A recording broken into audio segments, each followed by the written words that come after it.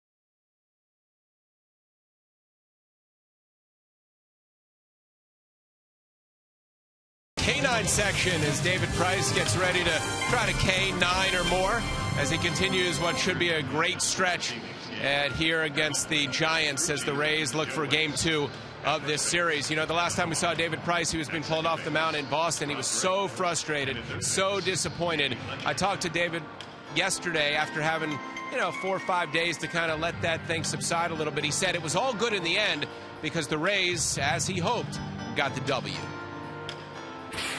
This game is about winning, and you hear Joe say that all the time. I mean, obviously, as being a starter, you want to win. That's why we go out there, and that's why we've conditioned ourselves the way we have. So you can go out there and you can pitch deep into ball games, because the deeper into ball games you pitch, that's the more at bats your hitters get. And the more at bats your hitters get, that's the more chances for your team to be able to score runs, and that equates to more wins. And that's just that's a part of how I am. It's how I've been raised. That's how I was in college, and that's the type of person I've kind of just transformed into, and I love it.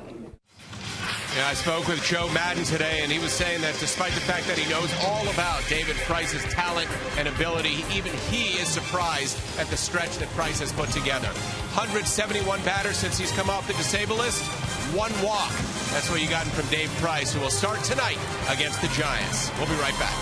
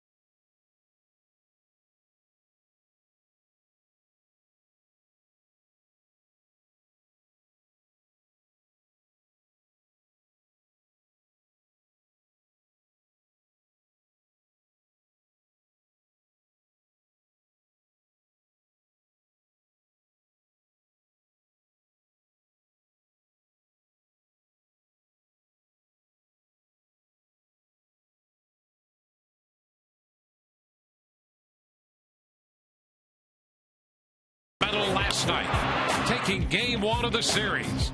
Tonight, Cy Young Award winner Tim Lincecum, with a no-hitter already to his credit this year, goes to the hill for San Francisco. But reigning American League Cy Young Award winner David Price aims to continue his dazzling dominance and get the Rays back on track.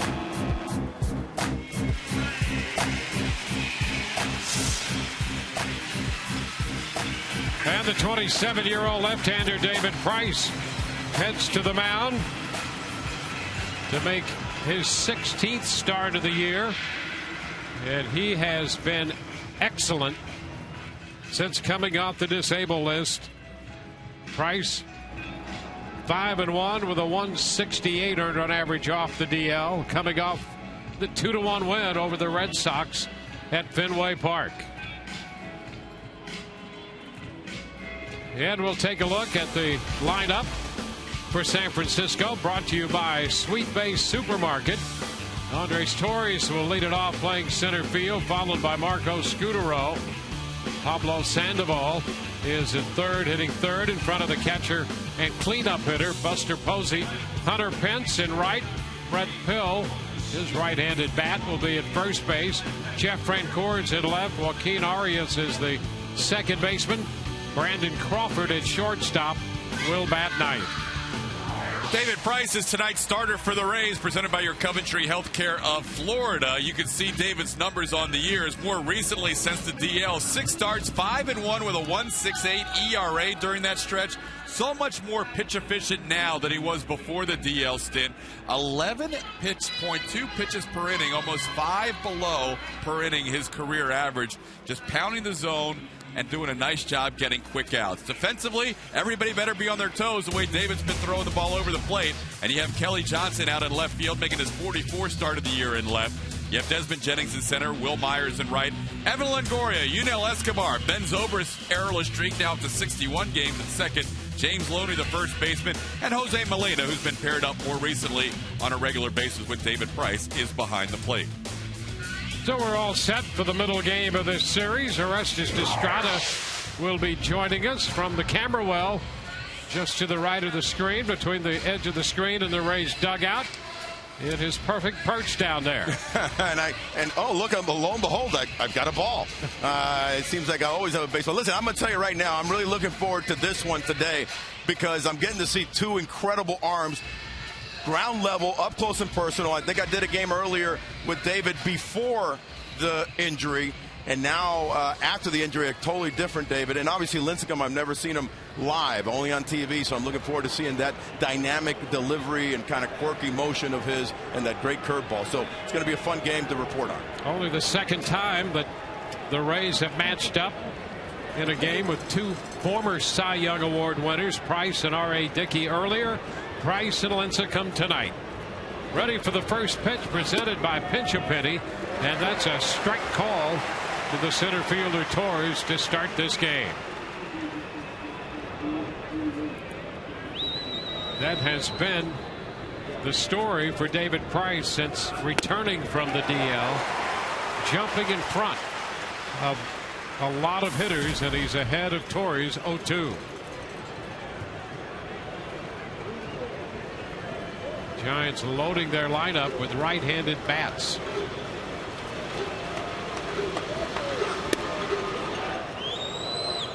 That pitch stayed a little wide. Another cutter. He got strike 2 with a cutter and just missed with that one. You see Marco Scutaro is on deck, serving as the DH tonight.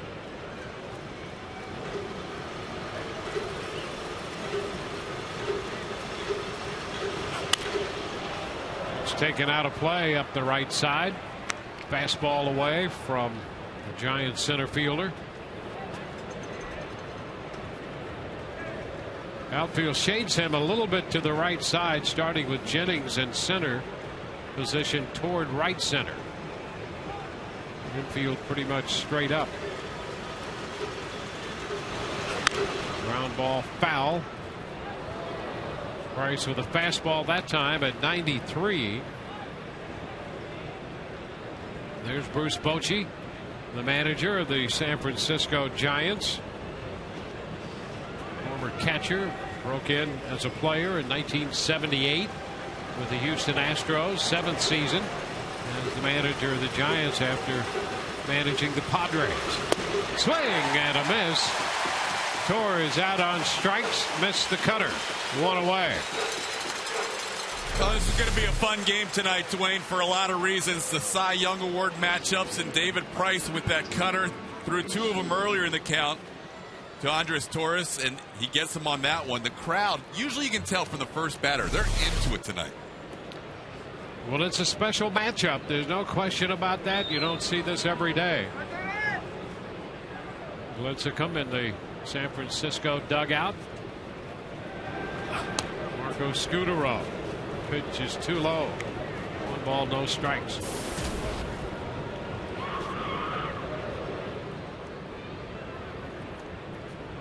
Scutaro at 311. He's tied for 7th in the National League in hitting. There's a strike. He and Buster Posey each at 311.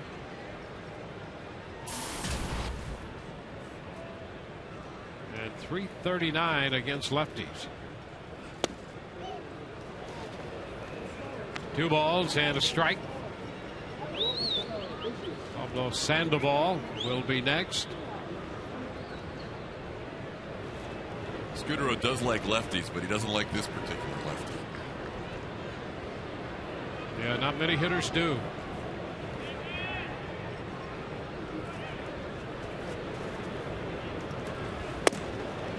And that's a strike. Going to square the count. He goes 3 for 24 with 5 strikeouts and 1 walk in the matchup against David Price.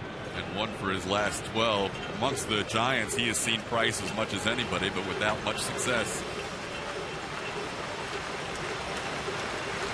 2-2. Popped up right side. Zobrist angling out from second. 2 gone.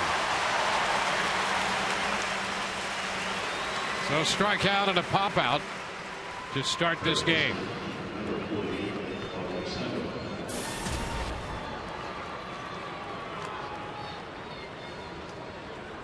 Sandoval, the third baseman.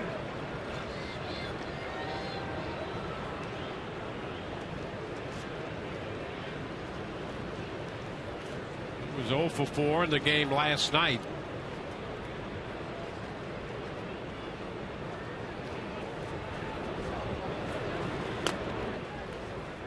Ball 1. Well, you look at Price since he came back from the DL on the 2nd of July, pitching deep into every game in the pitch counts. He was spectacular against Houston in 7 innings, 10 strikeouts, 70 pitches, 98 against the White Sox, 87 the next outing, 98, 97, and 90. And he picks up a strike. Been averaging just a little over 11 pitches per inning. It's hard to make 6 starts and not throw 100 pitches in any of them and have 3 complete games. It's going to be down. 2 balls and a strike. And that's the dilemma right now for offenses going against David. They know he's been pounding the zone, but he's been throwing quality strikes. So you try and get aggressive, but then he's still making the pitch that he wants you to hit.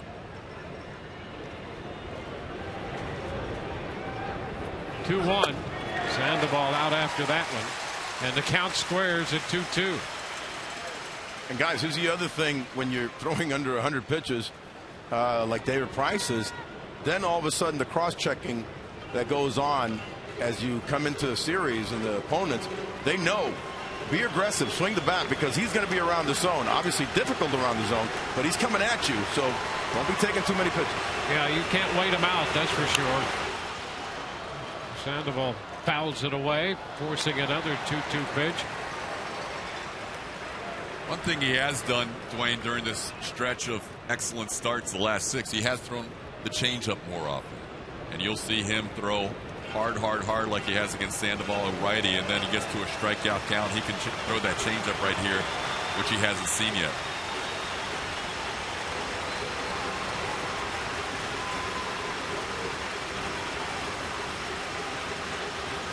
Two, and it's fouled away. Came in with a mid-90s fastball. So Price getting the first 2 men. Sandoval extending this at bat to what will be at least 7 pitches. It'll be the 18th pitch of the inning for Price, and for him that's a lot. In fact, against the Red Sox, he hit 17 pitches in only 1 inning last time out. 2-2, and a cut and a foul tip strikeout on the fastball. Sandoval out on strikes. 2 in the inning for Price, and 1, 2, 3 go the San Francisco Giants. Rays are coming in to hit. No score.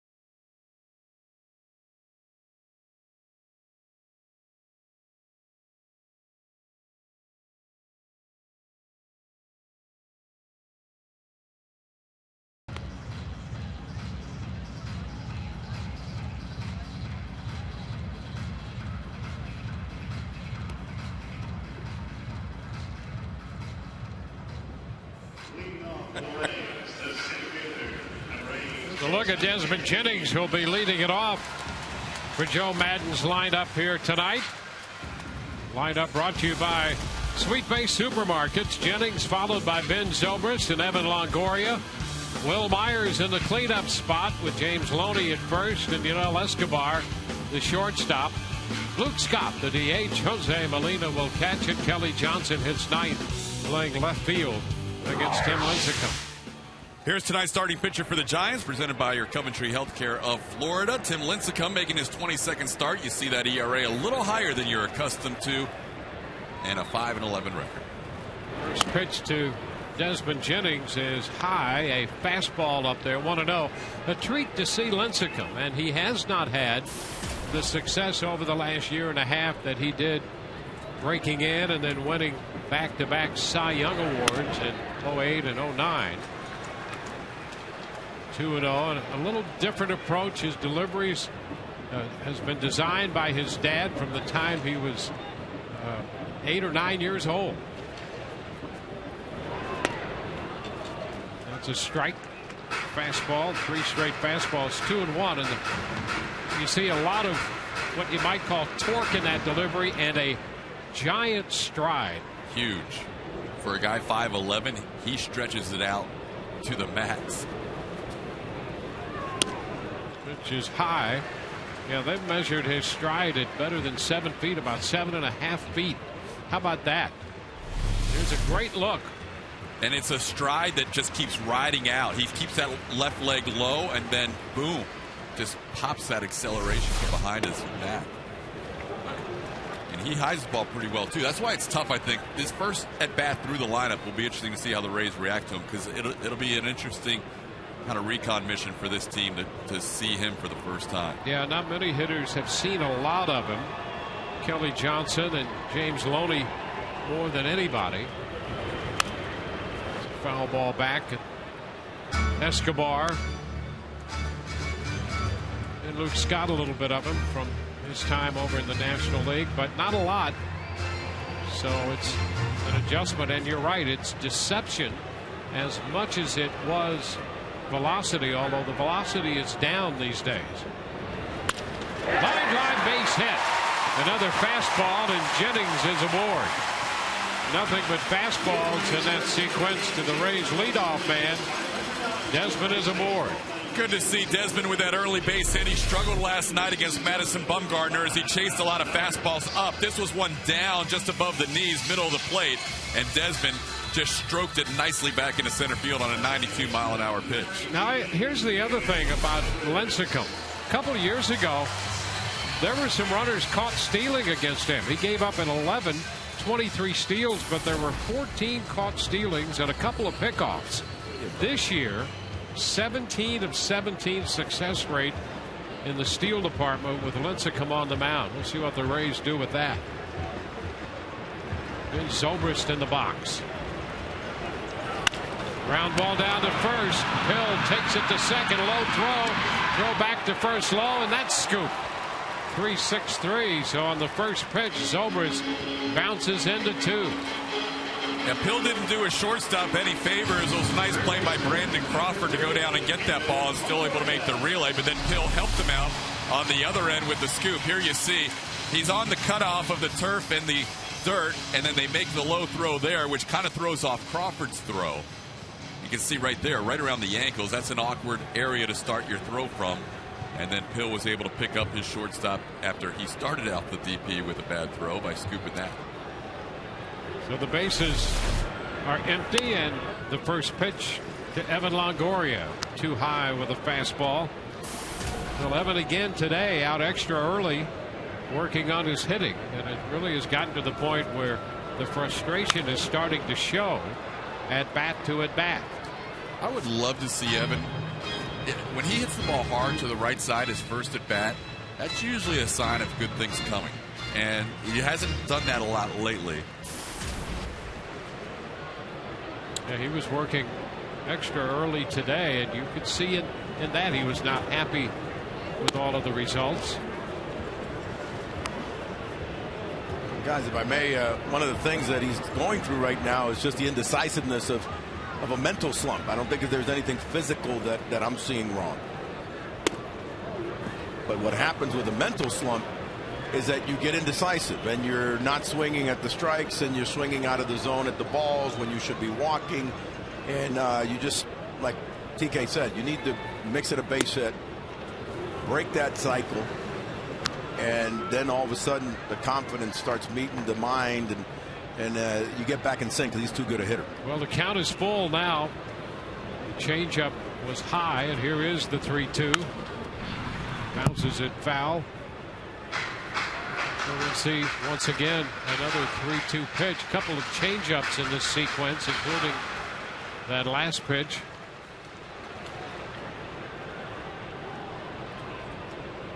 Well, they're hitting that zone pretty consistently, Lincecum. Everything on the inner half up.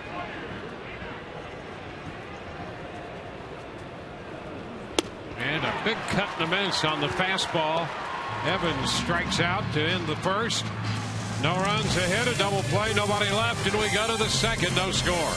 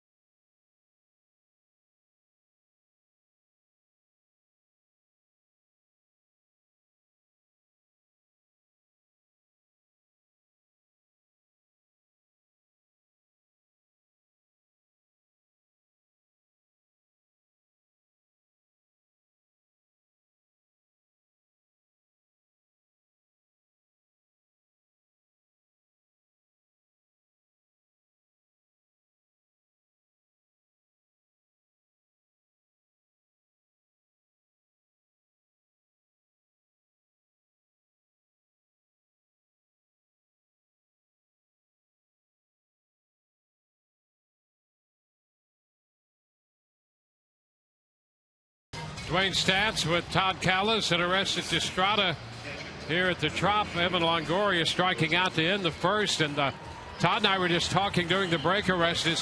That last pitch, the swing and a miss by Evan, pretty representative of what he's going through. A hittable pitch, and he pulled off. Yeah, exactly. I mean, and yesterday we had the similar thing with Bumgarner, where he had pitches that were hittable, and he either took them or he's just missing it. And again, that's indecisiveness. When you get in that kind of a little bit of a funk, it's almost one of the worst funks. I mean, you don't want to be in a mechanical funk, which is very, also delicate, but the mental funk of a grind of a season, and you're just indecisive, and facing some pretty good pitching lately will mess with you. But like I said, if he can just sneak in a line drive here or there, it just breaks that cycle and gets you back on the confidence level. Yeah, one thing you know for sure, it will come, but you cannot wait until that moment if you're Evan Longoria. First pitch, Buster Posey sends a high fly ball into right center, and right there waiting for it, as he does so well, Desmond Jennings. One away.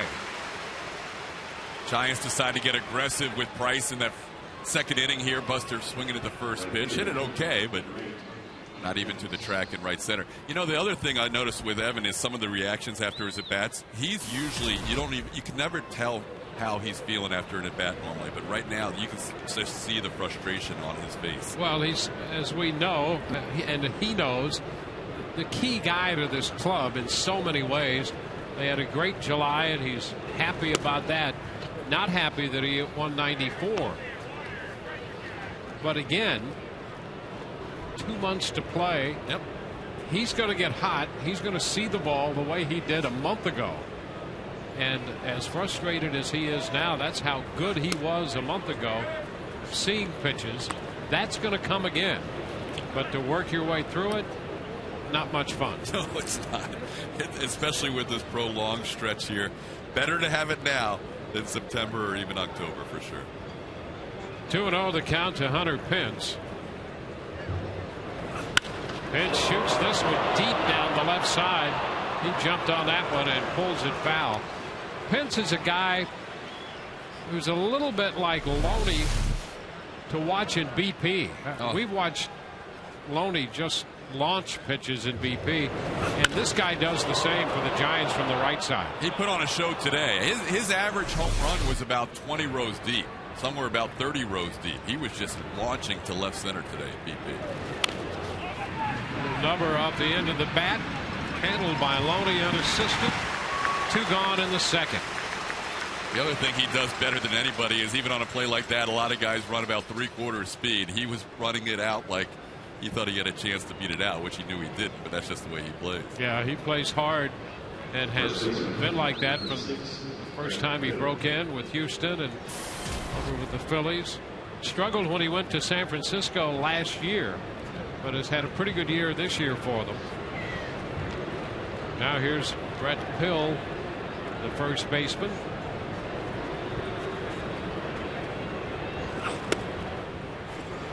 Pitch is a strike. Hill off to a slow start this year because of knee problems in March and April, and has spent a lot of time in the minor leagues.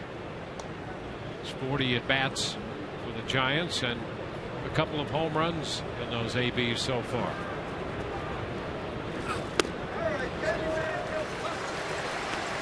And a breaking ball, 0-2.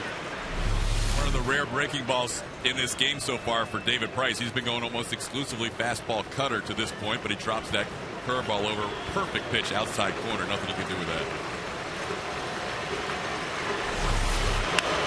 And he jams him, and a little humpback popper caught by Zobrist on the fastball end. Bottom of the second coming. No score.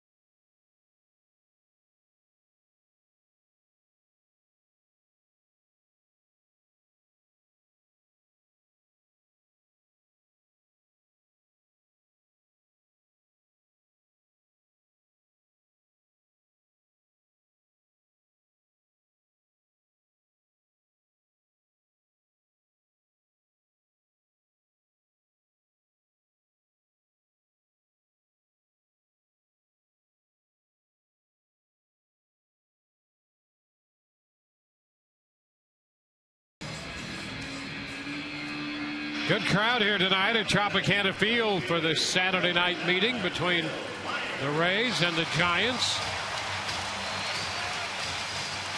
Will Myers hitting out of the cleanup spot to lead off the bottom of the second. Loney next, and then Escobar.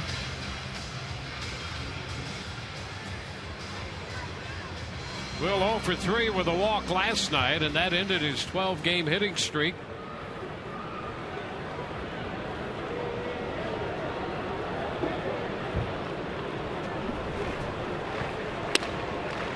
Pitch stays too high, a curveball in the mid-70s there.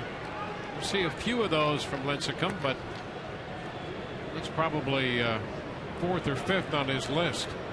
Yeah, really good split change. 2-0, missing with a fastball. When you watch him, he seems like he's hurried in his delivery, but it's going to sound strange. It's a controlled hurry. He does everything quickly, but it's under control.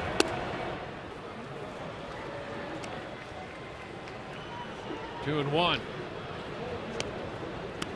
That guy's faced him more than anybody on the Rays team. 44 ABs, James Loney. 8 for 44 against him. Tapper there. So the count evens at 2-2. A lot of curveballs and sliders in this first at bat with Lincecum facing the rookie Will Myers.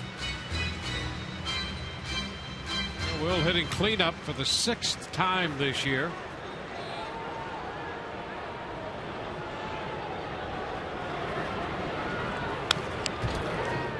Foul ball, off speed. That's been the order of this at bat. Lincecum facing Myers.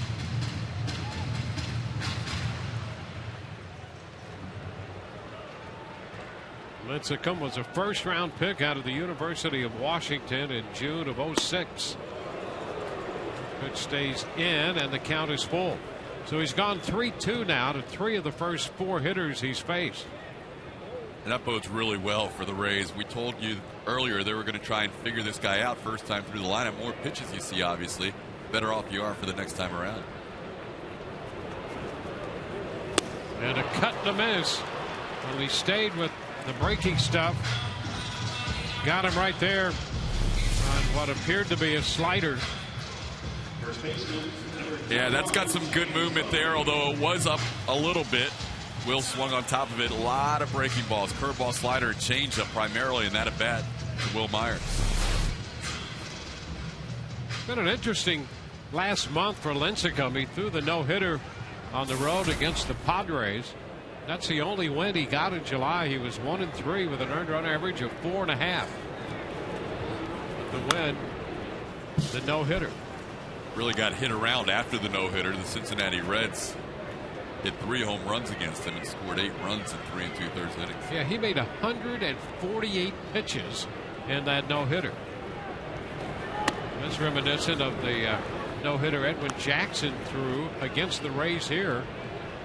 He threw 149 pitches, and Lincecum in his against the Padres 148. Those were the 2 highest totals in the last quarter century. Jackson, a little bigger guy, you think, all right, and we've seen him. He's a horse. You could throw him a lot of pitches, but Lincecum, it's a lot of pitches for that frame. Well, most of Lincecum's starts this year have lasted 90 to 100 pitches or so. Base hit up the middle. A fastball, and Loney bounces it right back into center field. The Rays have their second hit. Not hit that hard, but perfect place right over the pitcher's mound and into center field. A little bit of topspin on it as well. Right in between Brandon Crawford, the shortstop, and Joaquin Arias, the second baseman. In the game tonight and all season long, Tires Plus donates $100 to the Pediatric Cancer Foundation for every Tampa Bay Rays home run televised on Sun Sports.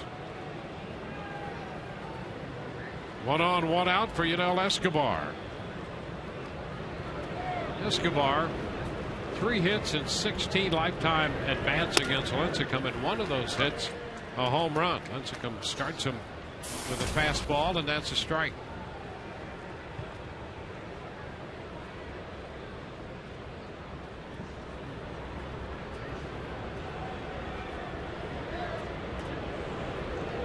About that, 170 pounds, Lincecum. Pitch is high. When his velocity started to drop a couple years ago, he actually tried to put weight on. The thinking was with a little more weight, he might get that velocity back. But his velocity was there when he was weighing 170 pounds, and it really came in that delivery.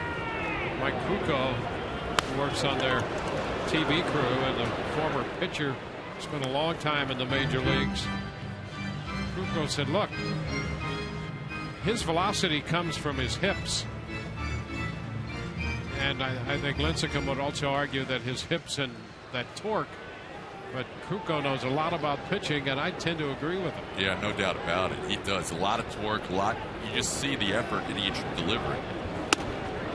Cut to miss, 2-2. And we mentioned at the outset, Lincecum's father designed the delivery for him, and some people think it's violent. You can call it that.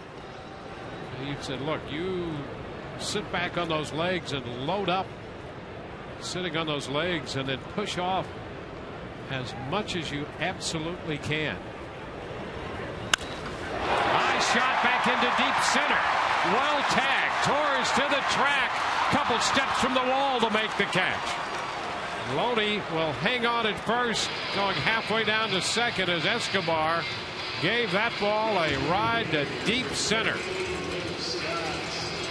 Mentioned last night with Will Myers, ball to center field that did not leave the yard. Very difficult to go straight away here at Tropicana Field and get the ball out. That was hit pretty well in the inner half. Escobar's eyeing it. He wasn't sure if he caught it enough. It was a changeup, so he didn't have that velocity behind it to help him out. And Torres right in front of the wall makes the play.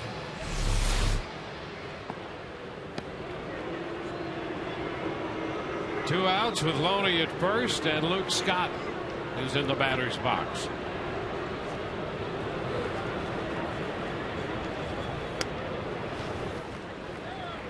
Rich is upstairs. 1 ball, no strikes. By the way, we showed Krukow. He's pulling an Orestes there. Saw that? Oh, with the baseball. Yeah. Yeah. You know who else in the last year or 2 years has gotten just having a baseball in hands? Joe Girardi. Does not manage without a ball in his hand. Well, that could be more dangerous than either of you two guys. True. True. Maybe there's a reason. I mean, it is New York, and you know. That's right. Safety. Safety first. 1-1 the count here to Luke Scott.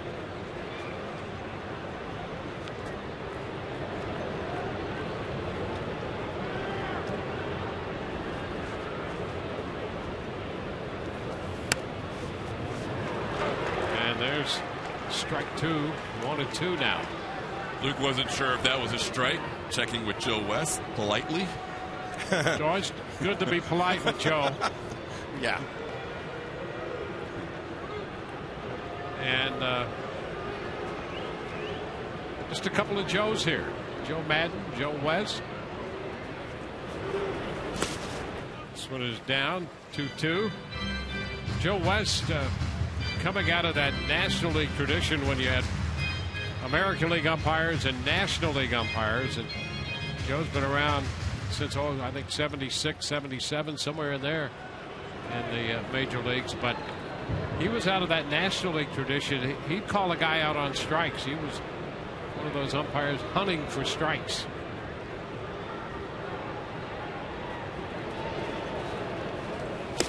And Scott could not check. He's out on strikes. Went around. The Rays get a base hit, leave a man. We go to the third, scoreless.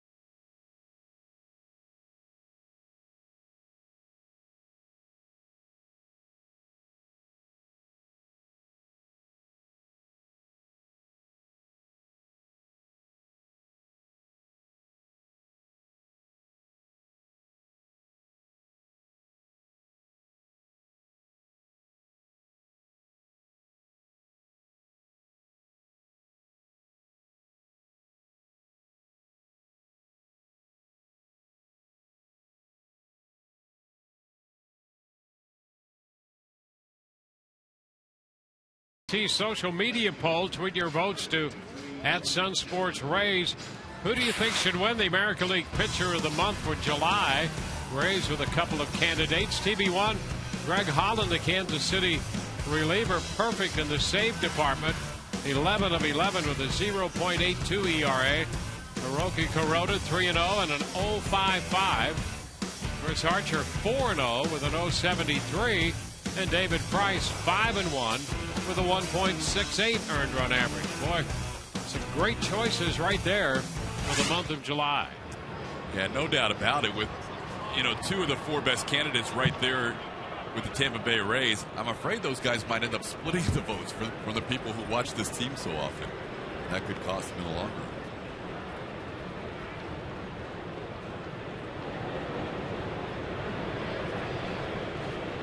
Jeff Francoeur will open the 3rd inning for San Francisco.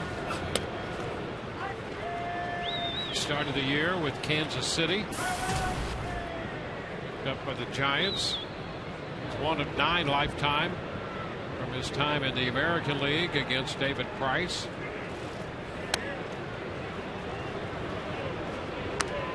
David behind 2 balls, no strikes. Francoeur had been designated for assignment by Kansas City in early July, on July the 5th.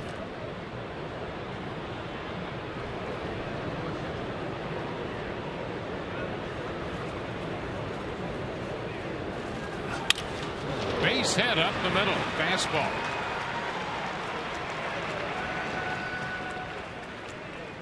Well, the leadoff man is on in the 3rd here for the San Francisco Giants. Just a reminder, as you enjoy a cold one, to look forward to Miller time later in tonight's game, brought to you by Miller Lite. Price had retired the first 6 to face him before surrendering a single to center by Francoeur. Joaquin Arias.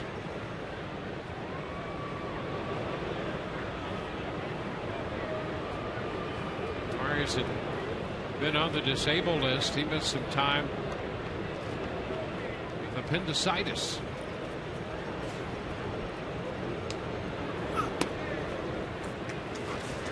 First pitch in there, a strike.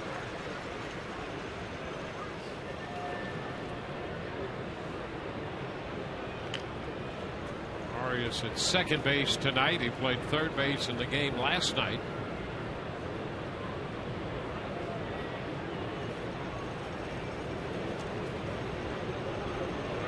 Runner goes. Pitch, ground ball back to the mound. Price with a look to second. No play there. And Arias is out with a toss to Loney. So the Giants started the runner and stayed out of the double play. They did. We saw the Rays get aggressive early in the game yesterday against Madison Bumgarner, and I think Bruce Bochy's thinking the same thing tonight. This could be a game where if you get that first run, it could go a long way. So he's going to try and be aggressive on the bases. Francoeur, not a big stolen base guy, but he does take off there. As you said, avoided the 1-6-3 double play.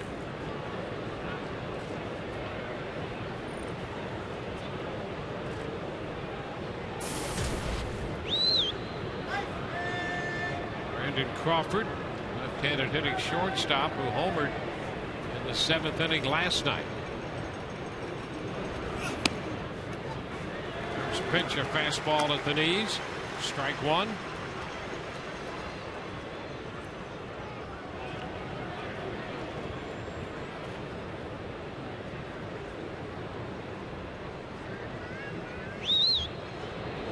One on, one out.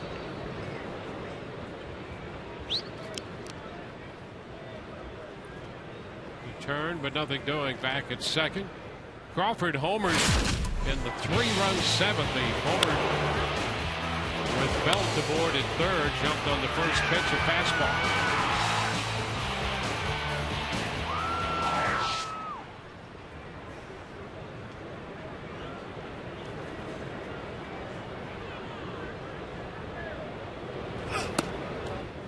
Six of his 7 home runs have come against right-handed pitching.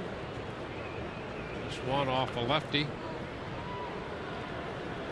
He's been struggling against lefties, especially recently, and now he faces one of the elite lefties that he's never seen before. So this is a real tough task for him.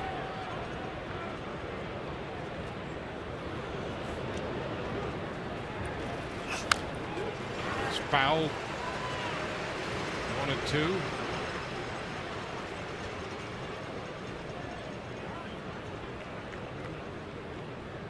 Bryson Molina, the Rays battery tonight.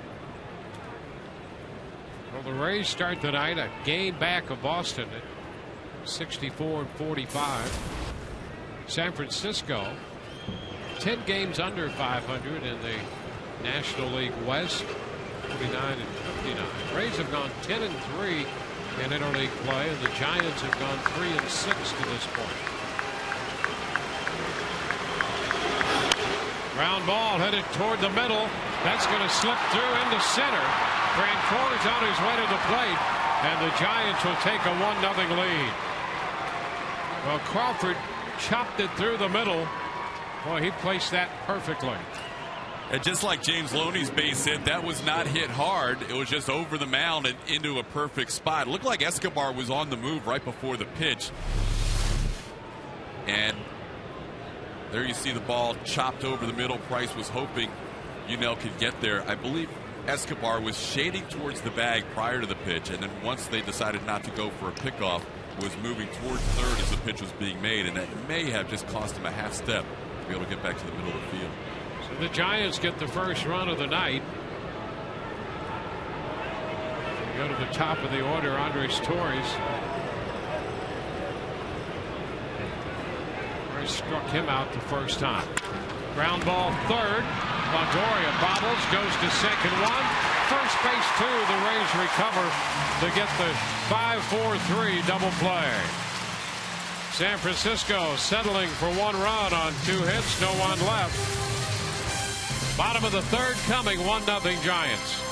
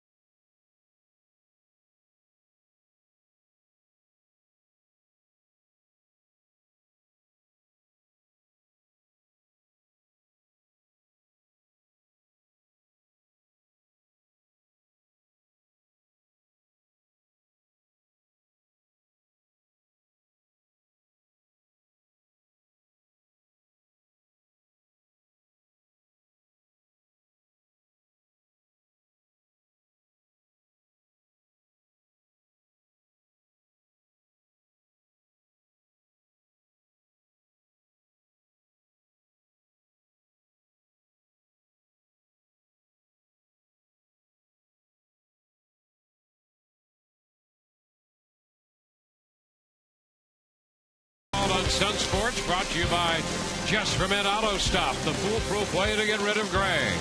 Toyota, let's go places. Coventry Healthcare, coverage so you can keep living the life you want. Go live, we've got you covered. And by Checkers, feast on. Home half of the third inning, first pitch taken by Jose Molina. It's in there for a strike.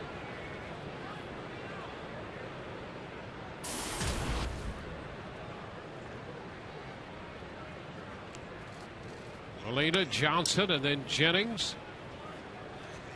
Breaking ball low. It's Kelly Johnson on deck, hitting 9th.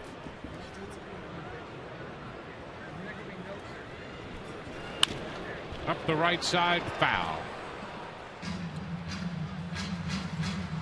RJ Boggs. Yep. At that point, he doesn't have to do any protecting. The bullpen's not down there yet, but always good to get early work in. does have Scott Kersey. Yeah, you don't want that ball jumping over the low wall and interrupting the important work that Scott Kersey is doing down there. Dan Borowski also down there. He's got a pen in his hand. He must be doing something important. Pondering his next move. Yeah. Kersey does an elaborate scorecard every game. It's pretty cool. It's fouled right side. Is it like a hangman or something scorecard? It's pretty intense for a guy who has to warm up pitchers, though. He's all on top of it. He's got that scorecard on the clipboard every day. He's drawing lines, figuring things out. Cool. Very intense man right there. Yeah, trying to keep his energy up, too, I see.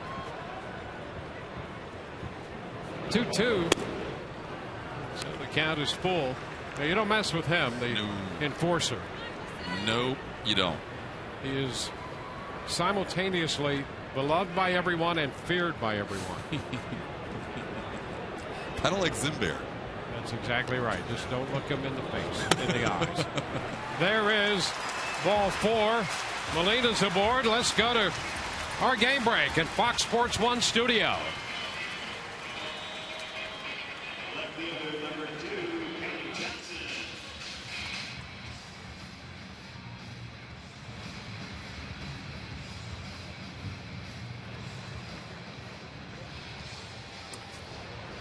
Thank you very much for the update. That's an important game in regard to the Rays situation.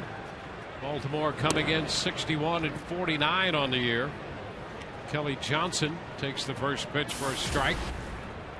Here's what the Rays have done all year, and Joe Madden has set the tone. They really haven't watched what the Orioles have done. They haven't watched what the Red Sox have done. They take care of their own business and let the chips fall where they may. Ball gets away in the dirt, and down to second goes Molina. So he moves up on the wild pitch. Rays get their first runner in scoring position on this slider that just really took off on Lincecum. You can see him there.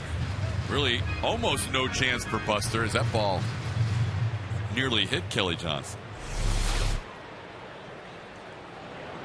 Well, Lincecum went through a stretch earlier this year when he made it very difficult on Posey.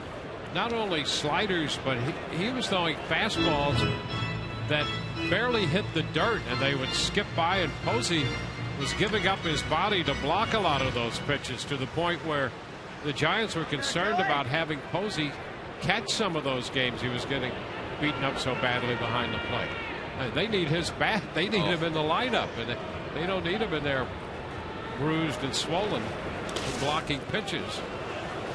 Nice job there by Posey. It's 2-2. Yeah, Lincecum's going for a strikeout here. He doesn't want Kelly Johnson to advance that runner to third base with a ground ball to the right side. So he's trying to bury that slider and almost put one again past Posey. And a nice little block there.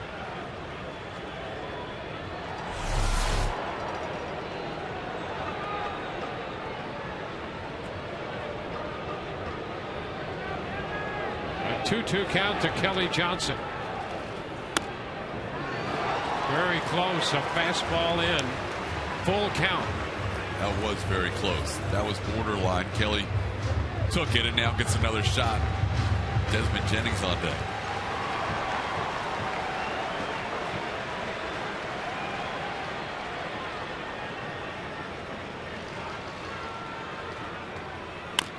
Little tap to the right side. That will move Molina over. And Johnson is safe. A little mix-up there, and Johnson taking advantage of the confusion, hit the deck and went in sliding. He's safely aboard. Well, Tim Lincecum got in the way of Brett Pill. Pill, the first baseman, was ready to go tag Kelly Johnson. A little, as you said, miscommunication, because Lincecum at this point either has to take the flip or get out of his way. And he doesn't take the flip, but he doesn't get out of his way. He creates a blocking back for Kelly Johnson to be able to slide in safely at first.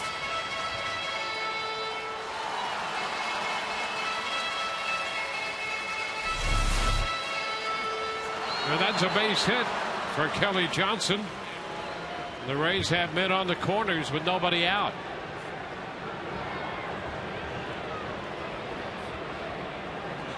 Desmond Jennings. Pitch stays high. Trying to go breaking ball to Desmond. Jennings saw 7 pitches in his first at bat and singled to center field and a line drive into center. Rays first and third, nobody out. Threat here in the bottom of the third. Fastball picks up the zone. 1-1. That's a tough play for Lincecum, but he's got to see in the eyes of his first baseman. If he's taking it himself, he has to vacate that area. He just has to know that the runner's coming up the line there. Well, the best job for him would just keep running fast through, right, and not stop. The moment that he stopped, he created a pick, basically. And also, great job by Kelly Johnson, as we know, is one of these kind of consummate players, that very headsy guy, can play all different positions. But that's the one time when you really do want to slide at first base, and he does a hook slide away from the play. Because if he comes up standing up, Pill maybe still has a chance to possibly tag him. So great slide away from the play. Desmond on 2-1 pops it up. Arias out there in shallow right center from second, makes the catch, and the runners must hold at first and third. So that's a big out for Lincecum. Yeah, you're right, on that slide at first. Sliding's not going to get you there any faster, but your slide has an evasive action, and Kelly Johnson was heads up to do that. Take another look at that. Yeah, I mean, I played first base for 15 years. I never understood why guys, you see, if he comes up standing up, Pill gets him. There it was right there. Pill still fought through the pick, so to speak, and trying to catch him. But I never understood why guys slide. It slows you down. You only slide when me as the first baseman is trying to tag you, or a pitcher who's covering trying to tag you. Then you drop down, obviously. Here's Ben Zobrist. Ben takes a first pitch strike. A little bend in that one. Strike one. See Zobrist at 307 with runners in scoring position on the year.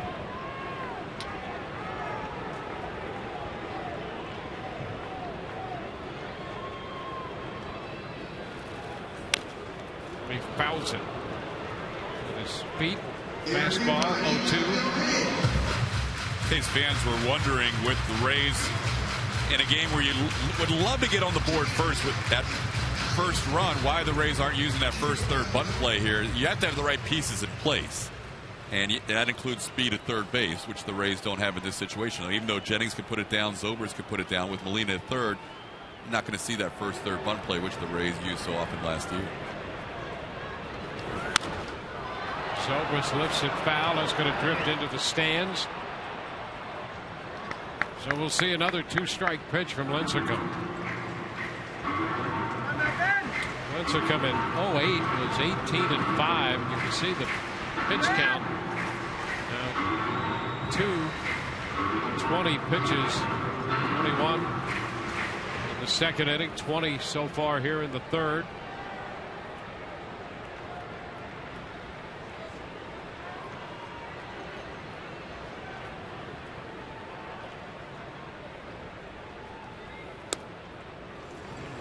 That's low. The ball and 2 strikes. Lincecum's ground ball rate has been higher this year than for the most part of his career. He's over 60%. Been in the mid-50s most of his young career. He's a chop to the right side. Arias goes to second out there, and a wide throw. At first base, the run scores. It would have scored anyway. Zobrist was going to be safe over there, it would appear. Kelly Johnson forced at second. That big chop allowed the Rays to get the run home and stay away from the double play. Yeah, that was chopped high enough not to be able to turn it. And then once the ball hit a second time on Arias, it was definite that Ben Zobrist was going to beat it out. This ball was up in the air, and then that short hop, even though he played it well, Crawford knew he had to spin and throw in a hurry, but no chance. Zobrist was 2 steps by the bag at that point. Ben picks up his 53rd run batted in. So the Rays back to tie it in the bottom of the third. And here's Evan.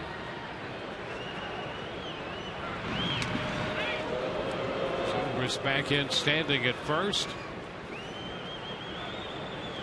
in the opposition. Perfect running against Lincecum this year.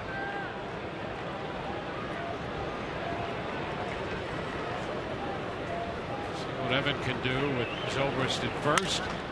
High fly ball up the right side, foul, and slicing back into the seats. Strike one. Better chance for Evan to hit Lincecum right here with a runner on. Reason being that Lincecum's on the stretch here. Less obtrusive windup for Tim Lincecum from the stretch than from the full windup, which is a very deceiving herky-jerky windup. Still kind of herky-jerky, but I like Evan's chances here from the stretch than from the full windup versus Tim.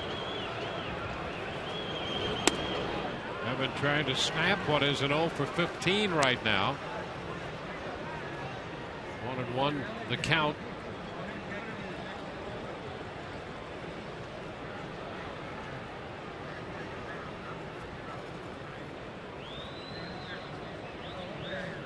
Molina walked, and the Rays have turned that into a run.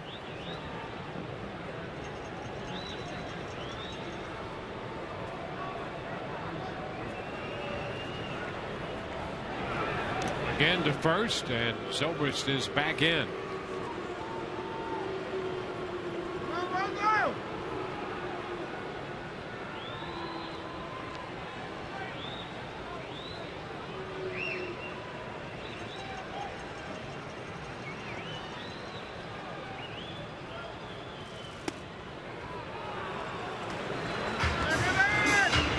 Count to 2-1. Curveball that Ray's third baseman took.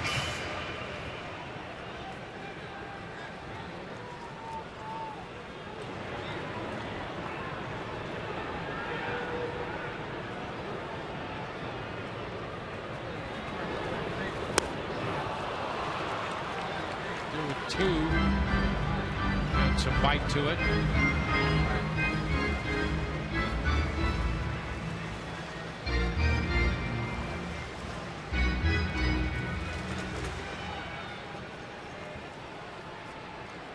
Giants got a run in the top of the inning, driven home by Crawford. The Rays getting a run batted in from Zobrist on the ground ball. There goes Finn. The pitch is a strike call. Longoria caught looking. Out on strikes for the second time. The Rays get a run. One hit, they leave a man. We're going to head into the fourth, tied 1-1.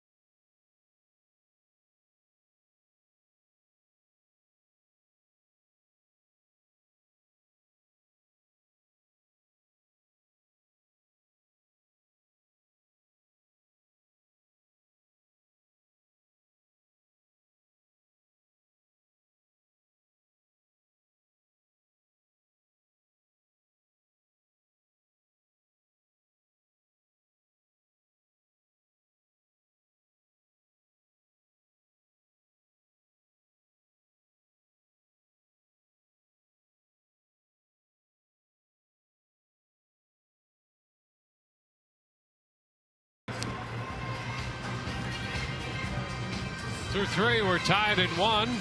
Beat the Heat this season with a summer six-pack. Choose any 6 Rays home games starting at just $12 per game and receive up to $30 in concessions credits at Tropicana Field.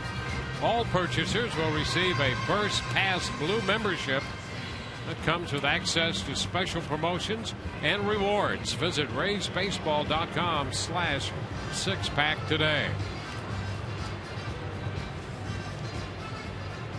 Rays and the Giants. Giants took the first game of the series last night 4-1. David Price touched for a run in the third. The Rays right back with a run to tie in the bottom of the inning. And here is Marco Scutaro, their number 2 hitter. Pablo Sandoval next, and then Buster Posey will hit third here in the fourth.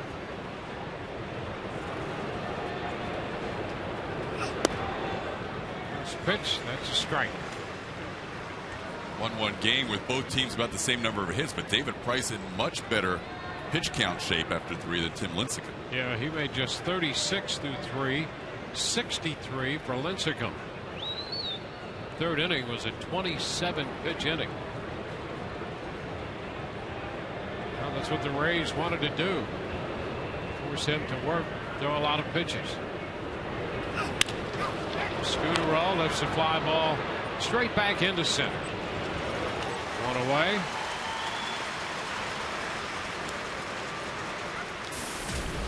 The Rays have dropped 2 in a row, and David Price, as we take a look at the Toyota trend, David 32-12 following a team loss, 2-0 this year. That is what a stopper is all about. Impressive number by Price. Rays didn't lose many games on that last road trip, but the 2 they lost were right before Price's start, and he got them turned right back around in both cases. The Rays have dropped 2 games, sandwiched around a day off.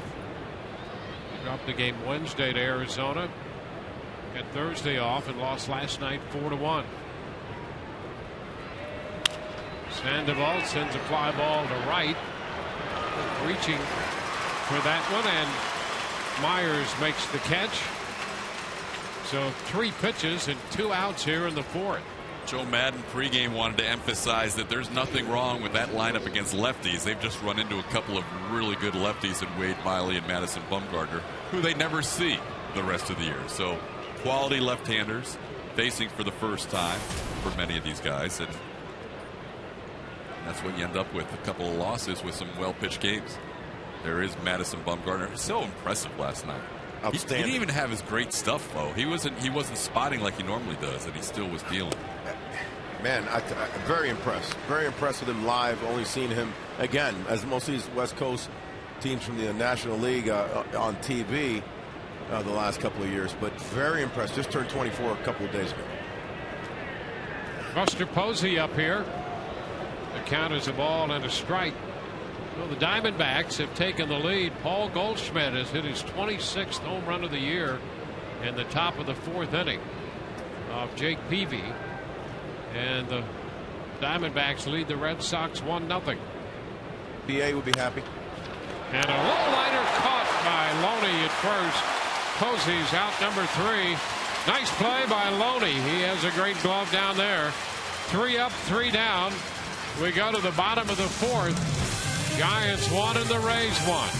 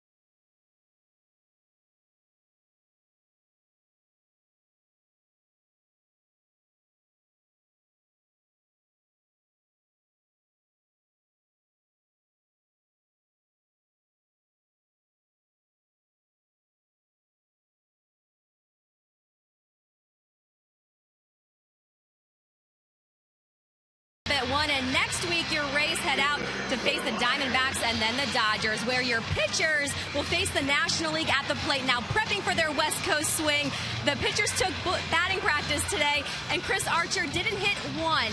He hit 2 home runs, both to left field, and fellow North Carolinian rookie had a little something to do with it. Archer tweeted, "Yeah, I hit a couple of bombs in BP, but I used Will Myers' bat, so was it me or the magic in the Phenom's bat?" Now, of course, you know Myers has something to say about that. He told me using my bat is the only way Archer would have been able to hit those, guys.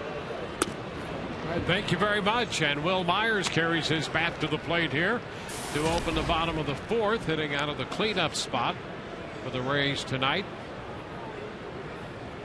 1 ball, no strikes, the count to Will. The chopper headed toward the middle, backhanded by Arias, and a wide throw to first gets by the first baseman Phil, and Myers heads to second. He is out on the recovery by Posey, and the throw down to second base to Crawford covering. So Myers reaches but is cut down trying to advance to second base. Couple things on this play. Myers, good aggressive base running, took a wide turnaround first, which is normal when you're trying to beat out an infield hit. And then his head first slide looked like he kind of slowed up going into the bag, that maybe he could have gone in closer to the bag with his head first slide. He dives there, and then it just loses his momentum. It was a close play either way. Tough call for Rob Drake. Here's another look. And yeah, he's out. He's trying to get the call. See, he's in the dirt here for a while, and he just loses all his momentum, and that's what cost him. Crawford kept the tag on him, and what a throw by Posey. Hustling down to back up that play. He made a great throw on the recovery of that to get Myers. 1-0 the count to Loney. So Myers gets a hit out of that. Out trying to advance to second on the overthrow. Loney sends it to center. Torres backs up with plenty of room. 2 away. The other thing with Posey being back there, you'll see catchers run down the line when there's a ground ball, especially what might be a close play. He was already pretty much at the spot when the ball hit the rail of the Rays dugout. That's just really good hustle for it. Well, I mean, see where he is when the ball gets by? I mean, that's getting down the line nicely. Yeah, and for youngsters who are watching, that's how you play this game. That's why Posey is Buster Posey. That's just great hustle right there. Now Yunel Escobar. Pitch down. One of those fastballs that wound up almost short hopping Posey, and he lost the mid. Now Lincecum has not been an easy pitcher to catch recently. High popper on the infield. Arias backs up now to make the catch. So the Rays are out in the 4th inning. They leave no one, pick up a hit. Tied 2-4, 1-1.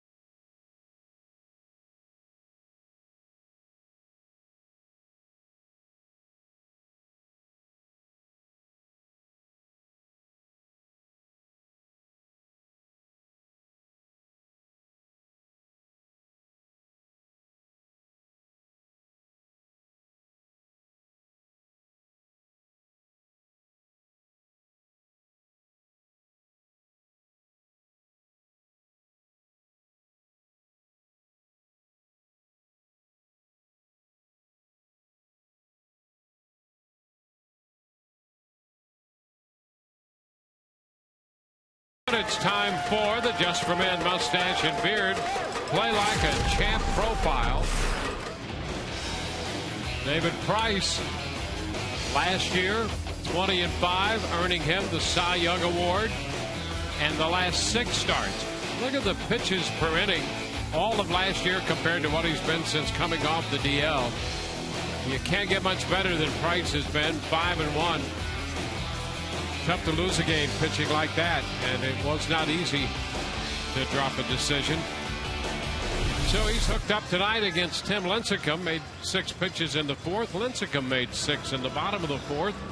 We go to the top of the 5th, and here's Todd Callis. Dwayne, thanks. See Tim Lincecum, a very efficient inning, just like David Price, as you mentioned. Those pitches per inning, that's unusual to go a sustained stretch like that with that number of pitches per inning. Just averaging under 100 pitches per 9 innings. Right on the number of 100. And Price today below 10 pitches an inning, just above actually 10 pitches an inning as we start the 5th, 42-4 as Hunter Pence swings and fouls one back. Nothing in 1. Well, it all started on his first start coming off the DL in Houston when he had 70 pitches through 7 innings. Right. It wasn't even at his pitch count yet. Up and into Pence. It's 1-1. Then there was that one start against the White Sox where he had thrown like 6 balls in the first 6 innings of that start. It was unusual. It might have been against Houston. The first 6 innings, he had thrown 6 outside the strike zone. It was unbelievable. 1 an inning. Pop fly into shallow right. Will Myers has the play, and there's 1 away here in the 5th inning. Let's check in with Barry LeBron. All right, guys, you saw the stats right there with David Price. And after a Cy Young award season, it's hard to believe he could be so noticeably better. Talked to Joe Madden a little bit today about the David Price last year and David Price recently this year. He's on a different level right now. If you look at last year, you look at the game log from last year, he did a really nice job of like nailing down 7 innings at a time. He would go, I mean, it seemed like for, I don't know, 6 or 7 starts or 8 starts, I don't know, maybe 7 innings at a time. And that led to a Cy Young Award appearance, or a Cy Young Award. Now what he's doing is 8 and 9 innings, even more pitch efficiently, with better stuff if that's possible. So I don't know what he was thinking the time that he was down this year from the beginning of the season injury than when he came back. Something regarding how he feels, it definitely feels better. But he's just pitching on a level that I've never seen him do before.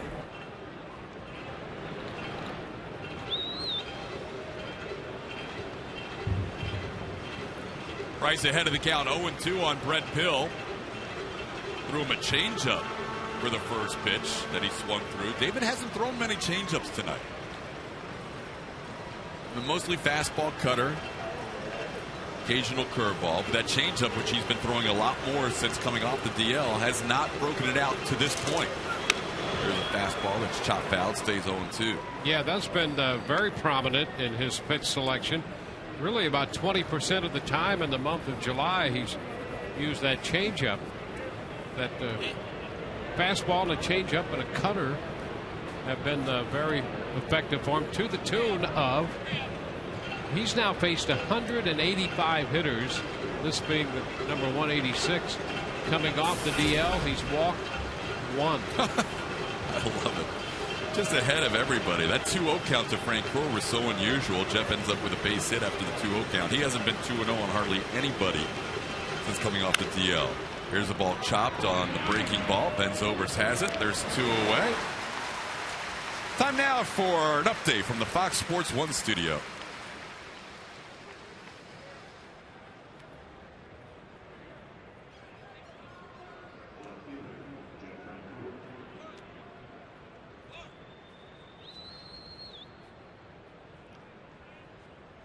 I think Paul Goldschmidt would hit a few home runs if he played in Fenway 81 games. Can you imagine? Oh, my goodness. I mean, we saw him just here in that series and were very impressed in just 2 games.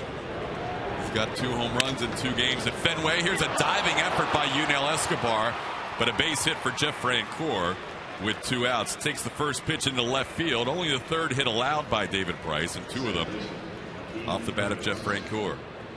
Well, let's take a look at Escobar. just out of the reach of the Rays shortstop. Francoeur with 2 hits. He singled off a fastball, got ahead in the count in the third, then singles on that changeup to start his at bat in this inning here in the 5th. See Uni with that hat up on his head. He's a little bit frustrated tonight. We mentioned that other ground ball that just scooted through the infield for the Giants' only run was on a play where he was kind of shadowing Francoeur and moving towards third base when the pitch was made, and unable to catch that ball by just maybe a foot and a half.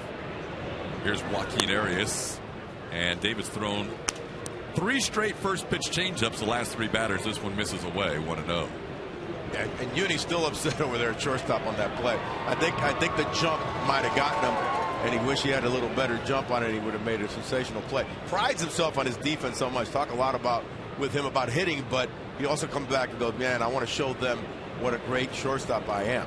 He wants to throw that 3-pointer up, Oh, baby. He loves to do that. Here's a ball hit hard to left field. Looking up and off the wall. Kelly Johnson plays it on the wall. It'll be second and third for the Giants on the double by Joaquin Arias. Probably the hardest hit ball of the night off the bat of the Giants.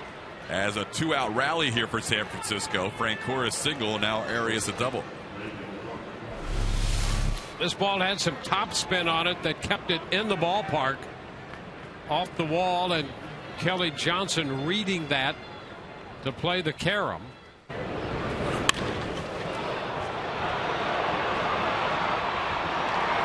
Francoeur digging hard with 2 outs.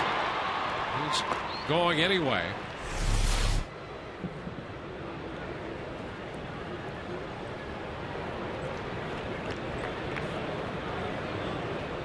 See the runners in scoring position for the Giants with 2 outs. David Price will now try and get the only left-handed hitter in the Giants lineup, Brandon Crawford. And how ironic is that? He's the only lefty and he has the RBI. Little chopping base hit up the middle. There's a strike on the outer half, 0-1. Crawford before that base hit was just 1 for his last 25 against left-handed pitchers. And that one got through only because Escobar was trying to hold the runner at shortstop with the runner at second, and he had just released to his right before the pitch and then had to reverse his momentum and try to field that ball. It was just out of his reach. Price breaks the bat there, and he's ahead of Brandon Crawford, 0-2. Crawford hitting a home run in last night's game. Got another look at that play, Dwayne, that you were just describing. Yeah, now watch Escobar as he's holding the runner, Francoeur. Now he releases to his right, and the ball hit right back over the bag, and he just comes up short. That cost him the necessary range to get a glove on that ball. So close for Escobar, so close for Zobrist. If either one of them knocks it down, David Price may have been able to get out of that inning as he rolled up a double play to the next hitter. Now the crowd getting into it as Price has a chance with an 0-2 count, 1 pitch away from getting out of a second, third situation. And Jose Molina calls time as they go through the signs once again. And I want to add one thing, because maybe some people looking at that say, why didn't he dive after that ball? You dive after a ball if it's still kind of leading up to you or in front of you. He knew the angle that ball was going to be already past him, even if he dove. So it made no sense for him to dive. Molina sets up way outside on this 0-2 pitch. And he gets the call out there. David Price hits the mitt and the called third strike for the final out here in the 5th. Second and third left on base. We head to the bottom half of the 5th inning, tied at 1.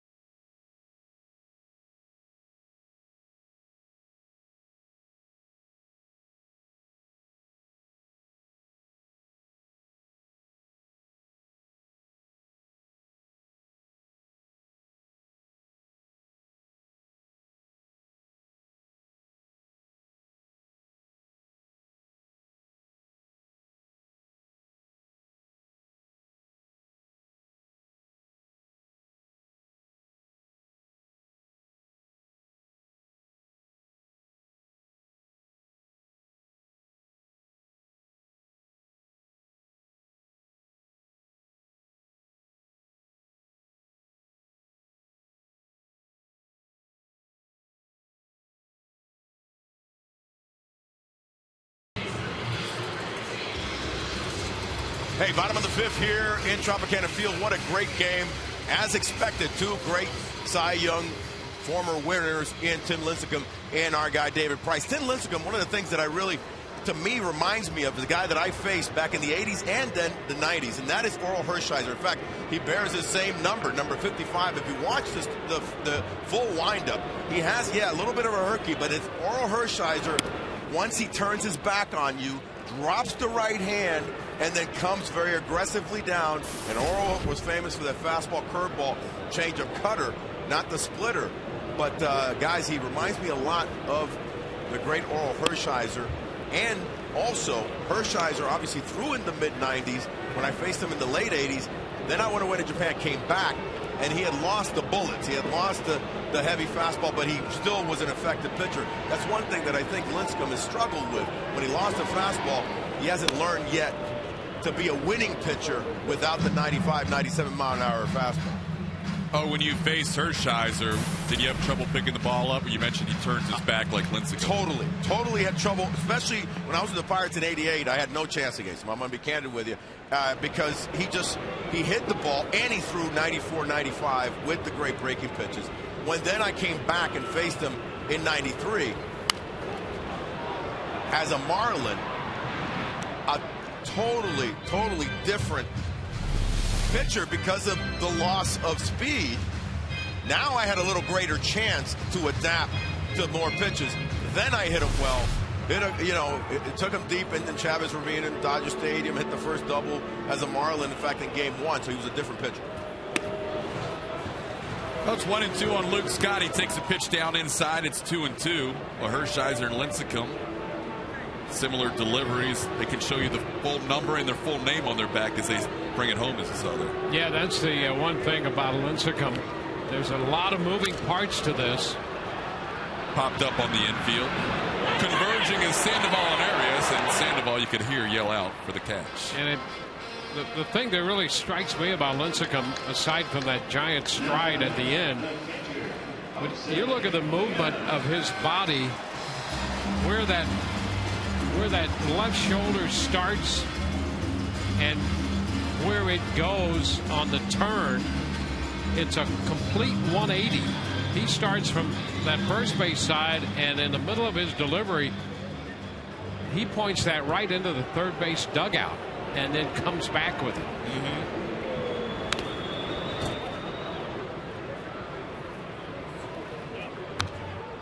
Take a look at the overhead shot, Dwayne. Yeah, there it is. And you see how he closes off the front. You talked about showing the hitter his complete number with his back. That's exactly what he does. And then there's that accelerated jerk.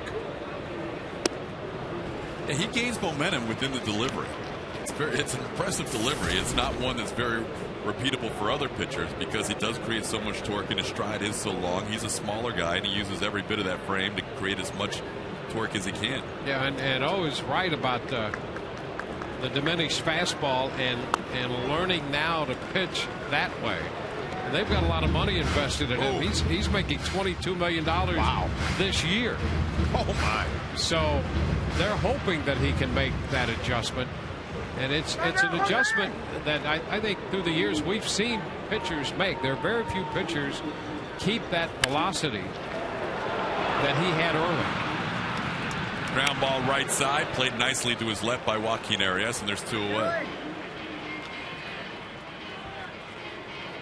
Diamonds are a girl's best friends, so get your friends together for Girls Night Out Thursday, August 15th. Purchase a specially priced ticket package and receive a seat in the lower level, a voucher for a free prepackaged 12-ounce glass of wine, and a unique Rays wine tumbler. To purchase this great deal, visit RaysBaseball.com/special events. Kelly Johnson takes a pitch on the outside corner for a called strike, 0-1. Guys, you know who had that herky-jerky and very aggressive motion when I first faced him also back in the early 90s was Pedro Martinez. Yep. And I remember facing him the first time, and I came back to the bench after seeing 3 different pitches and him striking me out on a fastball, running fastball, slurve, changeup. I was done. And I came back to Benito Santiago and sat next to him. I said, if this guy's arm doesn't fall off, he's going to be the next Cy Young winner multiple times. It didn't fall off. And then he also recreated himself later on in his career, but he lasted with a good bullet for a long time. Buster Posey trying to get a third strike on Kelly Johnson, thinking that's where Jose Molina set up for the last strike of the last inning, but he hasn't gotten those last two just off the plate. Kelly Johnson now evens the count 2-2. Reaches out and punches one in the shallow right. Hunter Pence is going to get there for the final out of the inning. So 1-2-3 inning for Tim Lincecum. We're through 5, and we're still tied at 1 at Tropicana Field.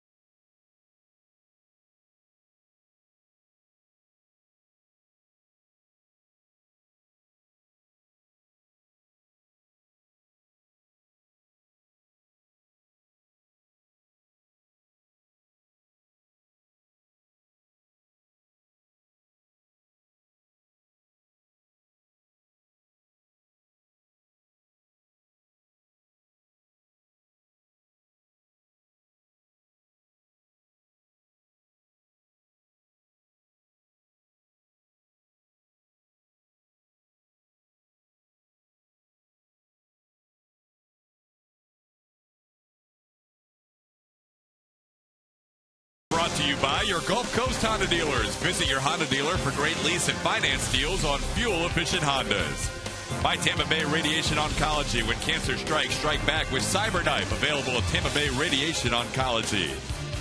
And by the Tampa Bay Times. Amazing stories only in the 2013 Pulitzer Prize-winning Tampa Bay Times.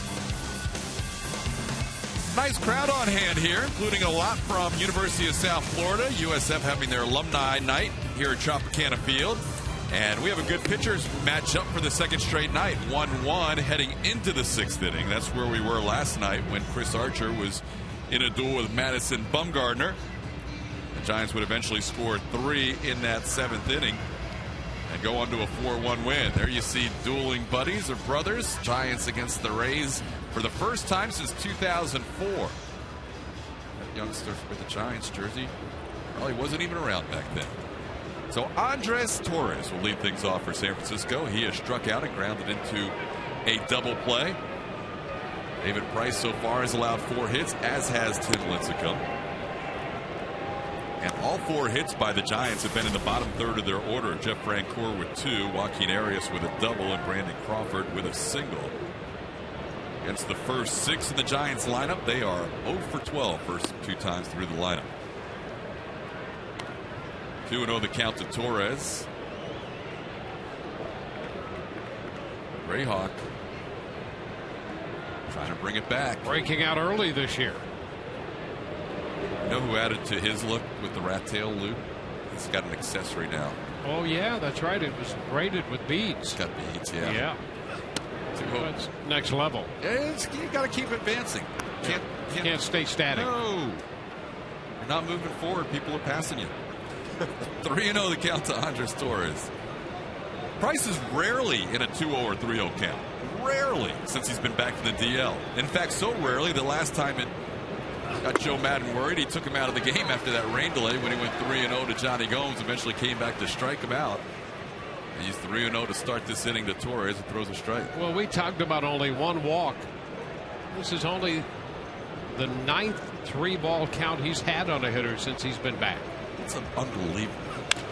In the air, right field. Easy play for Will Myers. 1 out. Tonight's game is available in Spanish via SAP, brought to you by Coventry Healthcare of Florida. We love you, Dwayne. We love you, Dwayne. There you go, D-Wayne. A lot of good crowds in this homestand. Yeah, the crowds have been fun. And what a feeling it is here at the Trop with this kind of participation by the crowd. You know, it's the players were wondering what the response was going to be after that 8-2 road trip. And it's good to see the Rays fans come out. I think this is an important homestand. Obviously, you know, there's still plenty of time left in the season. I think this is an important homestand for the fans to step up, and it's good to see that they have. Hey, the season is great in person and on TV, and we're certainly grateful for the fans who've turned out in both arenas to watch here live and on our telecast. But it's great, and we talked about this before the game, Todd.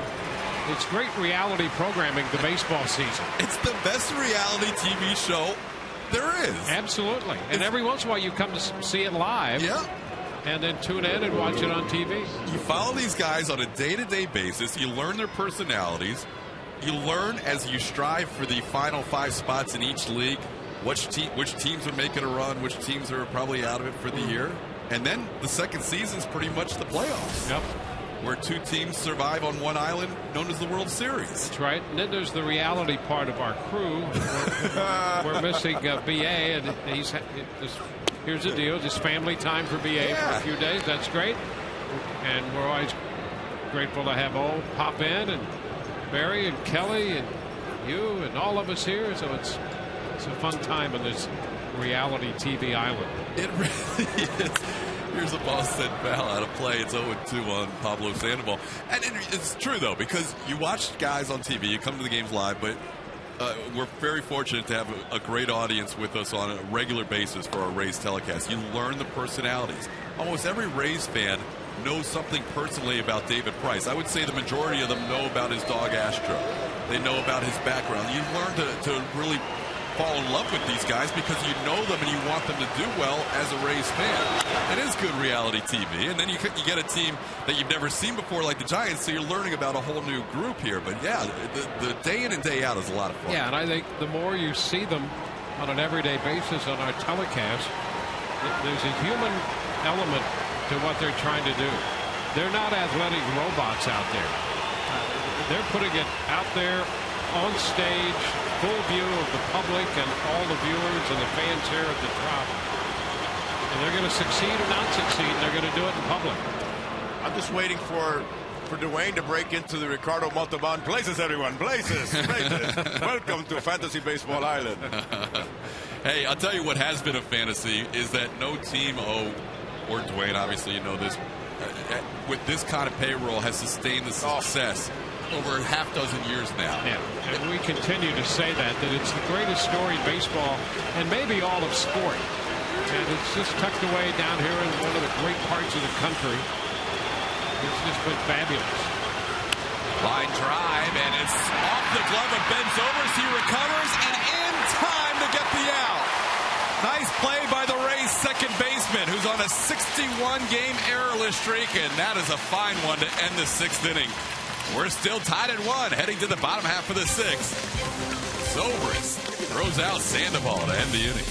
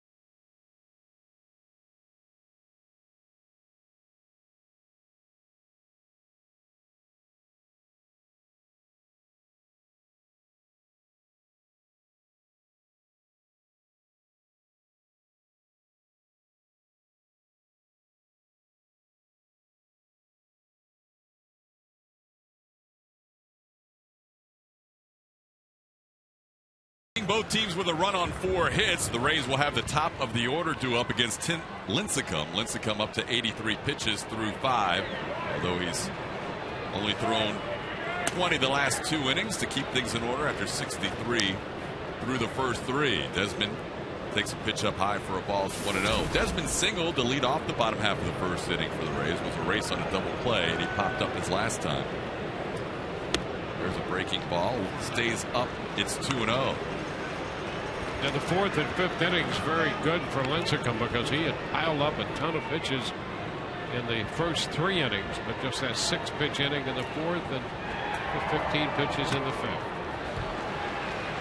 He will get a lot of double-digit strikeout performances. He has 3 this month, or 3 last month in July of his 5 starts. 10 against the Cubs, 11 against the Mets, 13 against the Padres in that no-hitter. Tonight he doesn't have a strikeout since the 3rd, does have 4 in the game. Rio pitch is a called strike, 3-1.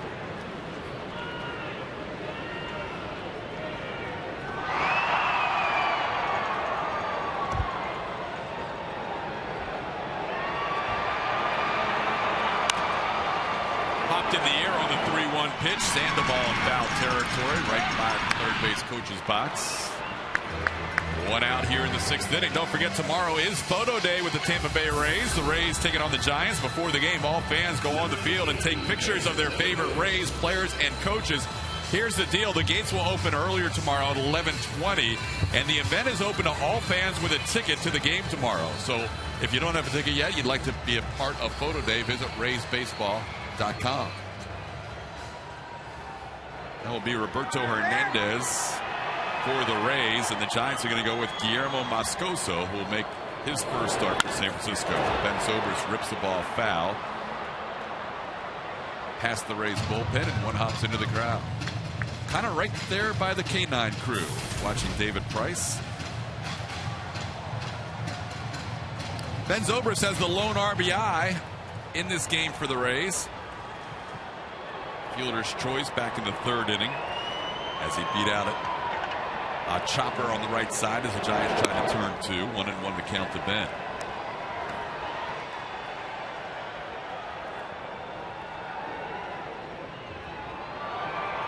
Zobrist has been in his best stretch in a while the last 21 games coming into tonight, hitting .350 and .444 over the last 7.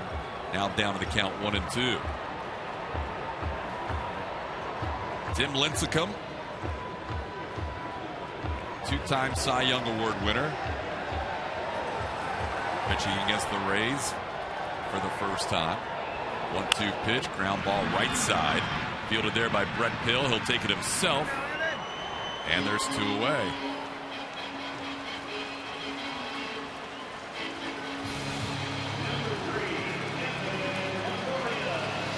This wouldn't be a bad time for Evan Longoria to snap out of an 0 for 16.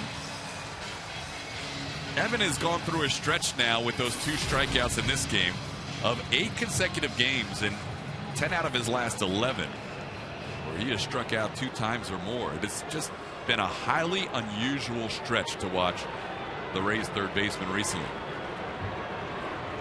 Swings through that curveball. It's 0-1. You know, that big delivery there, and that curveball at 74 comes out of that high energy delivery from Lincecum. And he had Evan not only over that pitch but out in front. Bounces that curveball. It's 1-1. Evan has been watching videos, trying to find that stroke when things were going well. Today, as Dwayne mentioned earlier, a little extra hitting.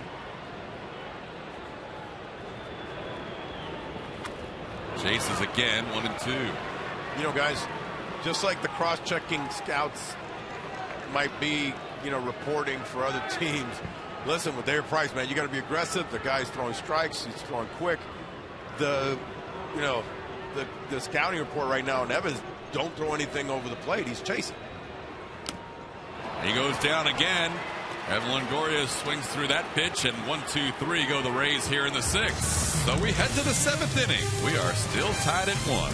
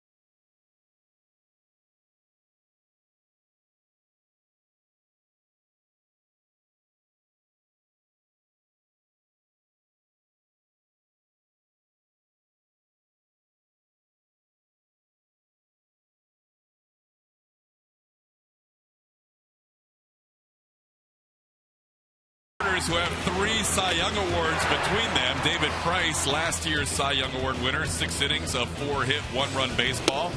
Tim Lincecum, 2-time Cy Young Award winner in 08 and 09. 6 innings, 4 hits, 1 run earned. And here are your runs. A little chopper up the middle that just eluded Yunel Escobar and Ben Zobrist. That was off the bat of Brandon Crawford for an RBI. And then a chopper by Ben Zobrist for a fielder's choice. The throw would get away, but the run was going to score either way. So not a whole lot against either Lincecum or David Price, and that's what you would expect on this evening where 2 Cy Young Award winners are matched up. We head to the 7th inning, and to take us the rest of the way, once again, Dwayne Stats. All right, Todd, thank you very much. Lincecum has not received a lot of support this year. No.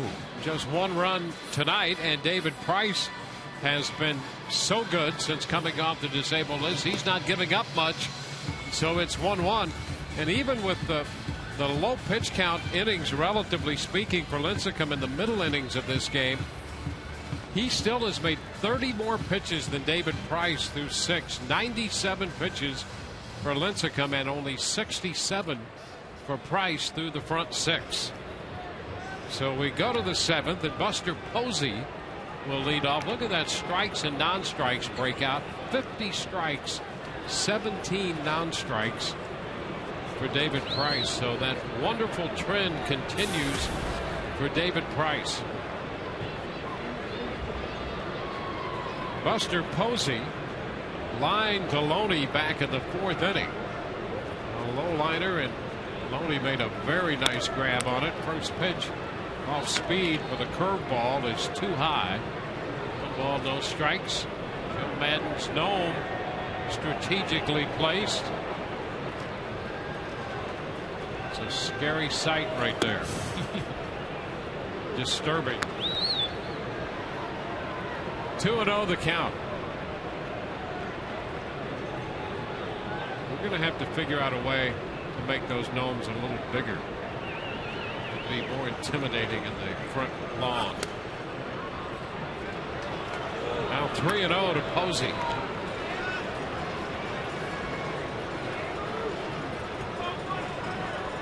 There will be a Zimbear and Joe Madden gnome situation developing tomorrow. Showdown. It'll be something of a face-off, we're hearing. Keeping it under wraps until tomorrow. Loney after this one in foul territory. So Posey swinging 3-0. Fouls out. That's a big out. Yes, it is a big out. You know, and one of the infrequent 3-ball counts that David Price has run up since coming off the DL, only the 2nd tonight. And to get Posey on a pop foul to first, very big, leading off the 7th. Bochy took a shot there. He put it in the hands, 3-0 pitch. Figured the way David's been throwing strikes, that Buster might get a pitch to hit, and he popped it up. Hunter Pence takes a strike. That's a good point, TK. Of course, take the chance, especially with either, Panda Bear or Sandoval.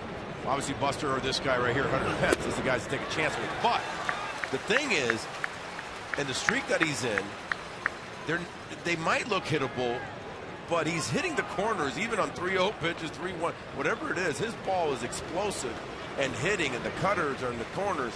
It's hard to square him up. Well, just like this with Pence. The foul ball to catch is part of Molina. The count is still 2 strikes. So he gets Posey, pops him up, foul ground on 3-0, and then he comes right back to Pence with a great curveball, then a changeup. Yeah, you're completely confused now. You're done because, ow, that hurt. I mean, what do you got to look, you got to play off of his hammer fastball, always. So when he drops a curveball and a changeup and you're 0-2, man, you're playing defensive hitting. And strike 3 call. There's the fastball. He got curve, change, curve, fastball. See you later. Caught looking. K9 crew digging that pitch. Watch Molina sit up on the inner half, and Price hits the glove. You can see on Fox Tracks it is a little off, but a lot of times you hit that glove, you get the call. And Yeah, and here's the other thing about Price. He's been so good walking only one man since he's been back. He's going to get that call. If he doesn't get that call, who does? Because he's always around the plate, and he's got a strike on pill with that changeup. And if you decide, as Bruce Bochy decides to try and draw a walk instead of giving the green light 3-0, you still need to bunch a couple of hits against Price. And that's certainly not easy to do. So that's why I think he decided to give Buster the 3-0, see if he could run into one. Price has given up, a few home runs here and there since he's come back, but you take a chance there at 3-0 because Price has been so good.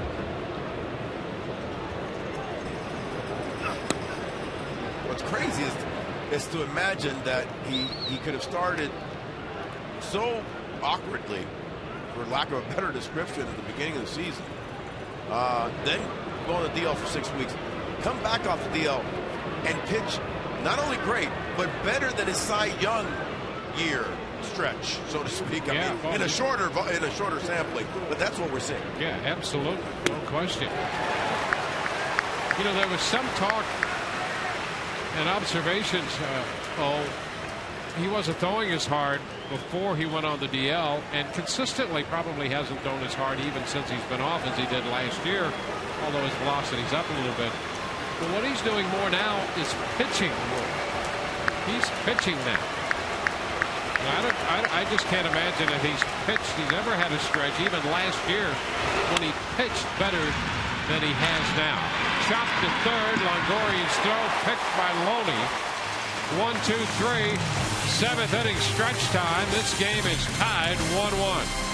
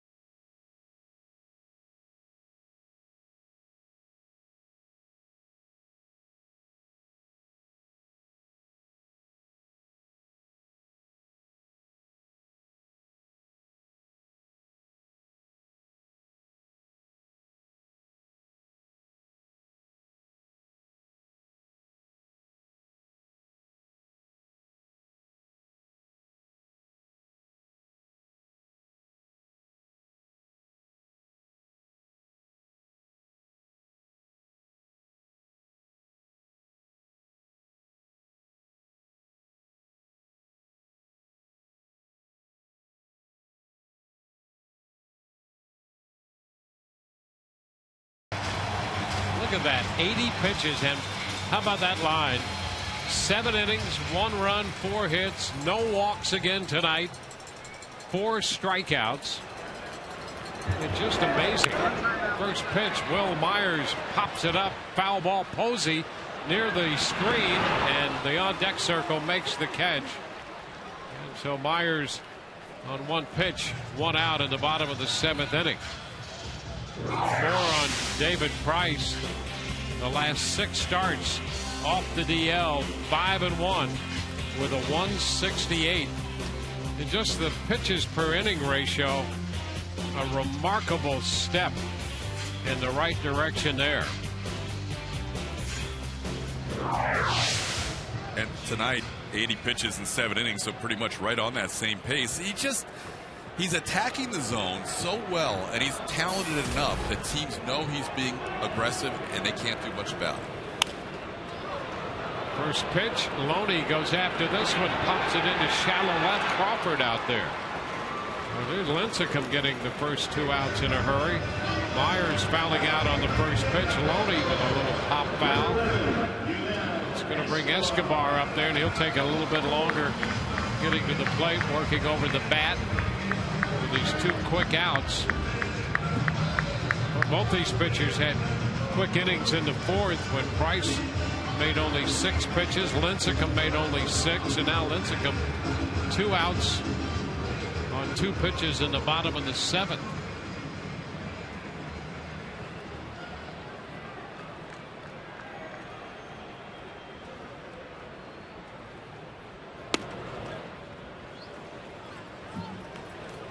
Ball 1. Getting back to Price. He's faced 195 hitters since coming off the DL. Has walked 1. 1. The only guy that I can think of that was that dominating of a lefty in that stretch, and I referenced it the other day, I think, TK, when we were doing our show, was Cliff Lee a few years ago when he had those like 18 walks in a whole season. In fact, that was the year, I think, it might have been 2010 maybe, when he pretty much dominated us in the postseason. That's it. Yeah. You know? Nobody else that's just throwing like that. He's only had 10 3-ball counts. 2 tonight. He's in pitcher's counts almost every hit. Liner into center. That's going to fall for a base hit on a 3-0 pitch. Escobar is aboard. Goodell picks up his first hit tonight. Rays have their first hit since Myers led off the 4th with a single and then was cut down trying to go to second. You see both managers giving the green light on 3-0. Buster Posey got one for the Giants last inning, and now with 2 outs, Yudel Escobar, Joe Madden giving him the 3-0 green light, hoping he could run into one. Didn't hit it all that hard, but he hit in the right spot for a base hit. Yeah, 2 strong guys. Posey for them, Escobar for the Rays. Here's Luke Scott.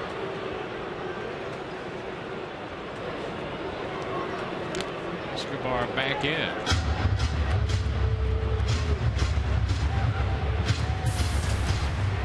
Escobar always a threat to run as well.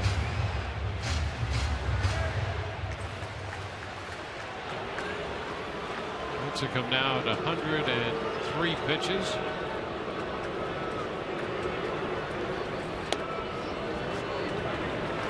Deep ball over for a strike. Here's how good both these pitchers have been. The Rays haven't had a runner in scoring position with the exception of the inning they scored their run. And David Price has had 5 1-2-3 innings up to 7, so these 2 guys are dealing tonight.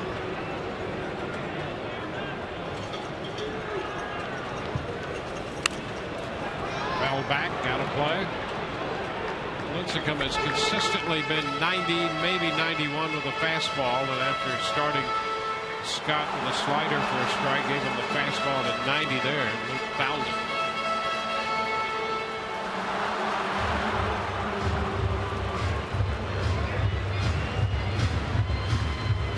Rays colors. Of course. Color coordinated with the beads.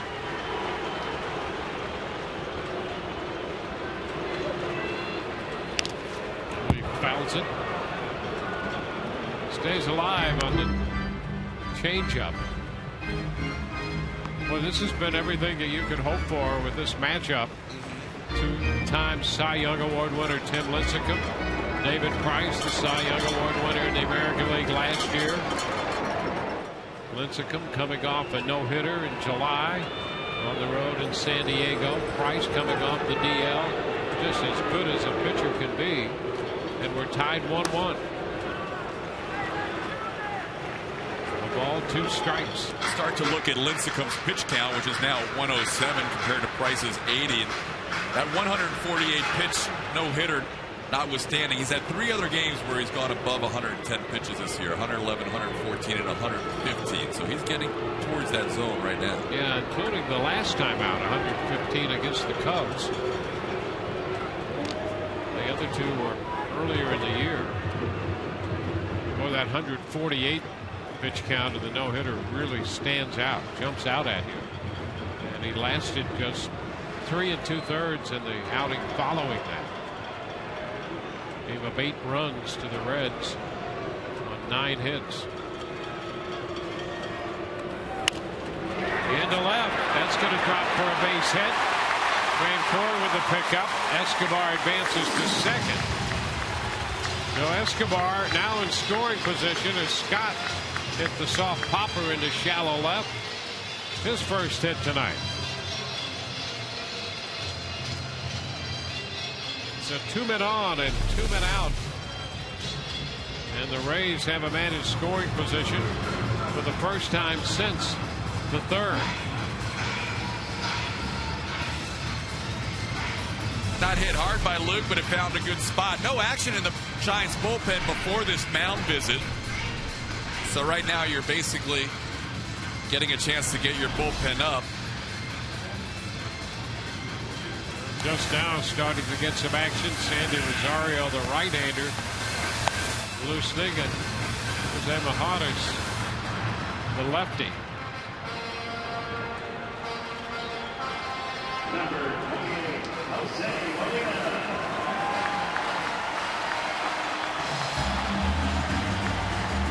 Jose Molina. Molina scored the run for the Rays after he walked the lead off the third. Grounded to second the last time. The fastball up at 88 that time.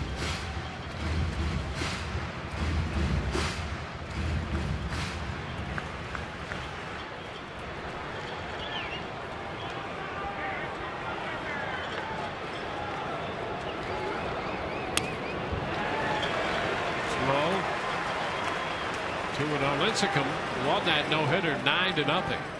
Then suffered an 11-0 loss the next time out. And he's coming off a 2-1 loss to the Cubs. And hooked up in a 1-1 ball game here in the 7th inning tonight at the Trop. Line drive into right, and Hintz is there to make the catch.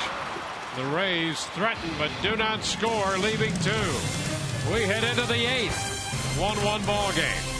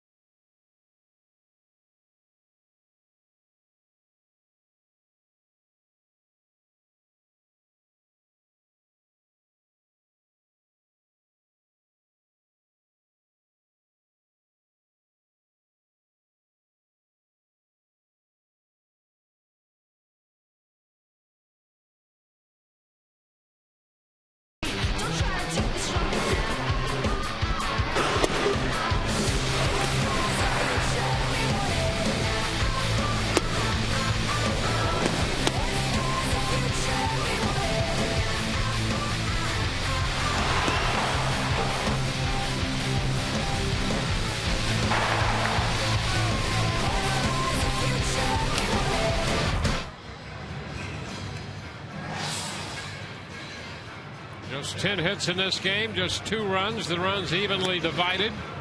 1-1 as we go to the 8th. And the K9 section there. And David Price has not disappointed with an 80-pitch performance through 7.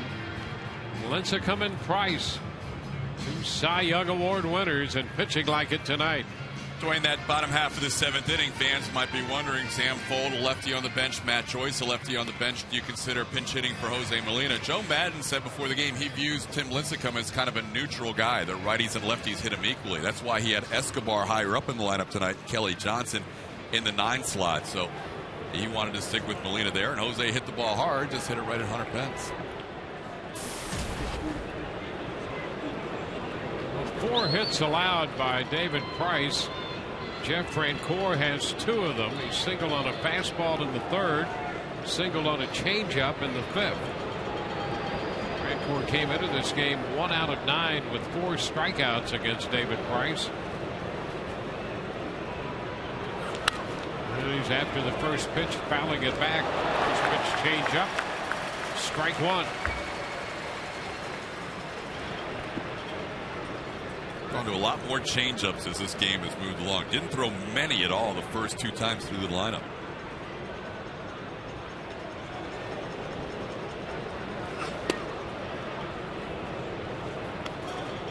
Stayed wide. Started it wide, tried to cut it over. 1-1.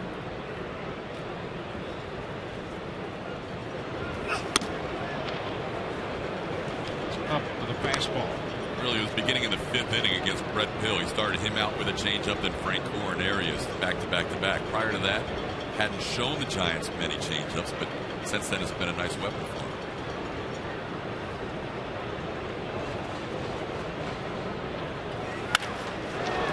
Into center field, well hit. One hop into the wall, and Francoeur's on his way to second with a leadoff double. And I think he hit a changeup that was left up. He is 3 for 3.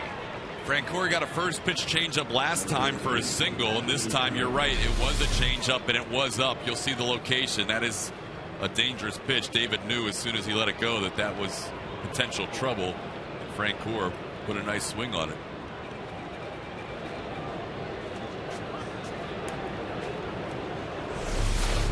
Francoeur with 3 of the 5 hits. All the hits have come from the 7, 8, and 9 hitters. Arias, the second baseman, doubled off the wall and left in the 5th inning, and Crawford got the RBI single up the middle back in the 3rd. So the 7, 8, and 9 hitters have been trouble. Only 5 out of 7.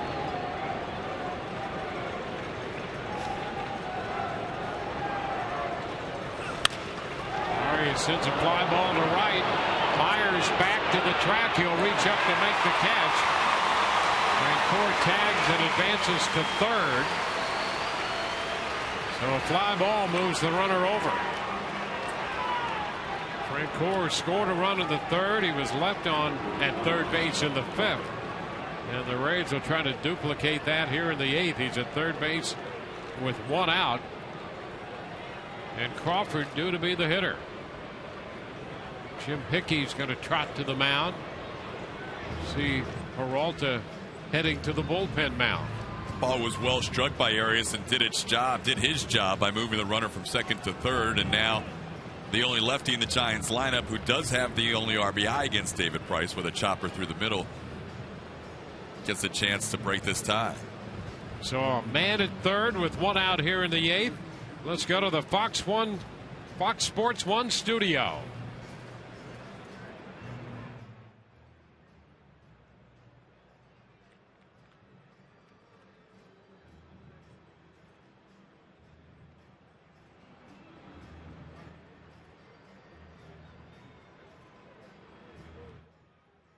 Thank you very much. A game break from the Fox Sports 1 studio, updating the Red Sox and the Diamondbacks. So a close game there and a tie here in the 8th, 1-1. But the Giants have a major threat, and the Rays will pull the infield in with Brandon Crawford, the shortstop, stepping in.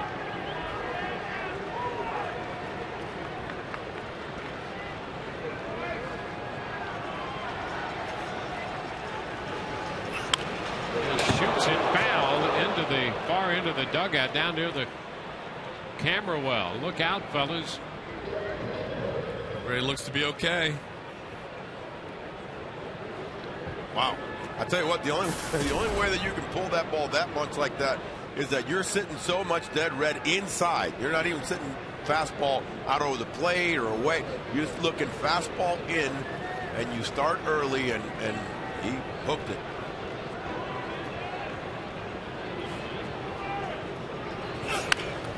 A little popper on the right side. Loney backs up. Well, he got it in there, and Crawford could only pop it up. A little humpback popper at that, but Loney made the catch. Crawford out number 2. Great job. You know, the first pitch, David knew I didn't get it where I wanted. This kid was able to get around it. I'm going to come right back in there and see what happens. And he just threw a great, looked like a two-seamer that just ate him up. 2 outs, and it's the top of the order now. Here's Torres. Andres Torres. Field can drop back now with 2 men gone.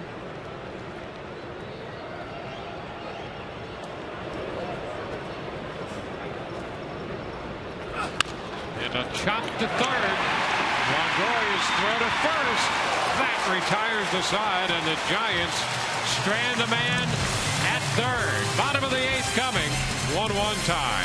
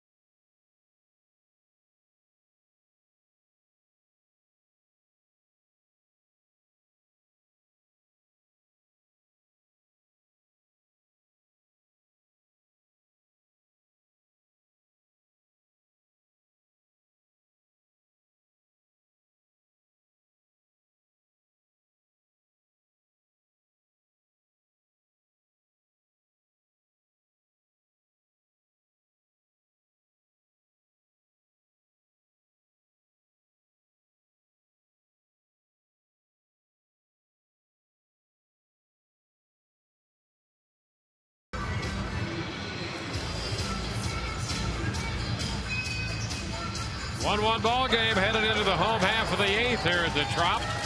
Sundays are family fun days presented by the Tampa Bay Times, and tomorrow the Rays take on the Giants. Kids 14 and under receive a Rays backpack presented by Fresh for Florida kids while supplies last. Don't miss the matching lunchbox August 18th. For tickets, visit RaysBaseball.com.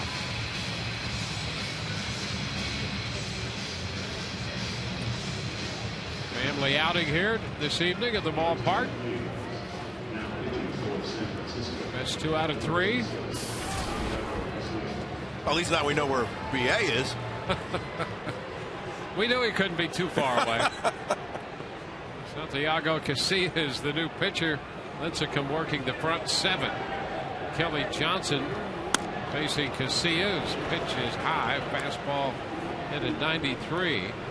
Casillas worked the 8th inning last night. Got Myers, Scott, and Escobar.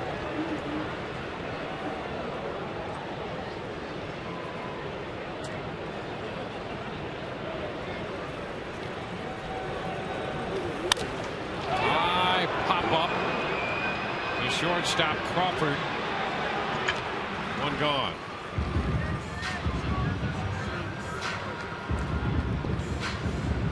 Great game and a fun crowd. 31,969 here tonight. Nice. And they've had a good time.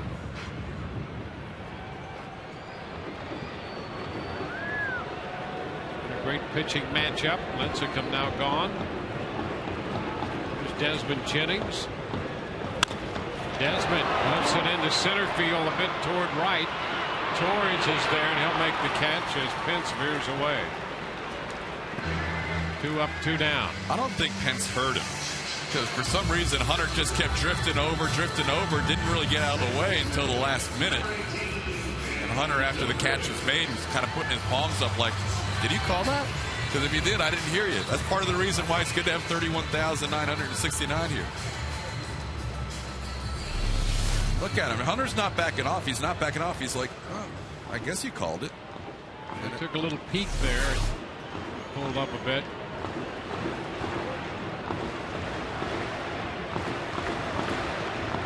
Ben Zobrist. Ben has the run batted in for the Rays. Came on a fielder's choice back in the 3rd. Fernando Rodney loosening. Great shot from the Rays bullpen.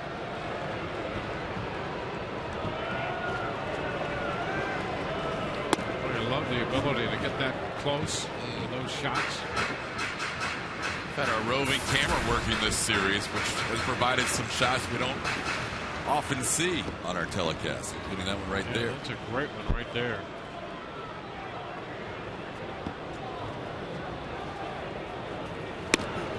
Two and 1 to count. So a moment ago there, Zobrist a couple hits and 3 at-bats against Casilla. Last 2 at-bats, he has base hits. Casilla will throw a 4-seamer, 2-seamer, curveball, and a slider. He's been throwing the slider a lot more this year than he ever did last year.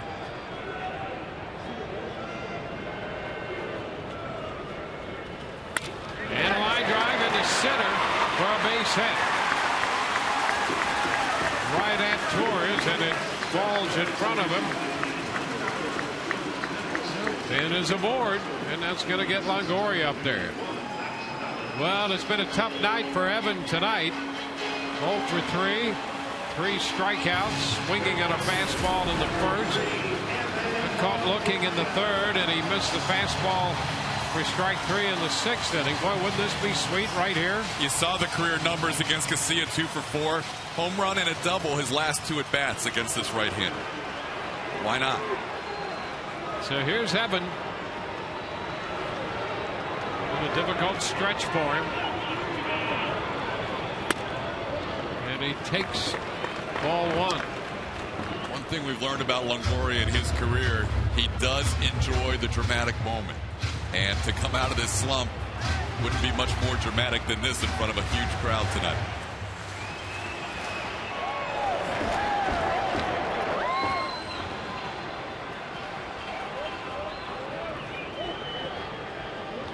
Step back by Casilla. Casilla really wanted that first pitch to get ahead of Longoria, and you could see from the reaction and the expression on his face he was not happy now to be in this 1-0 situation.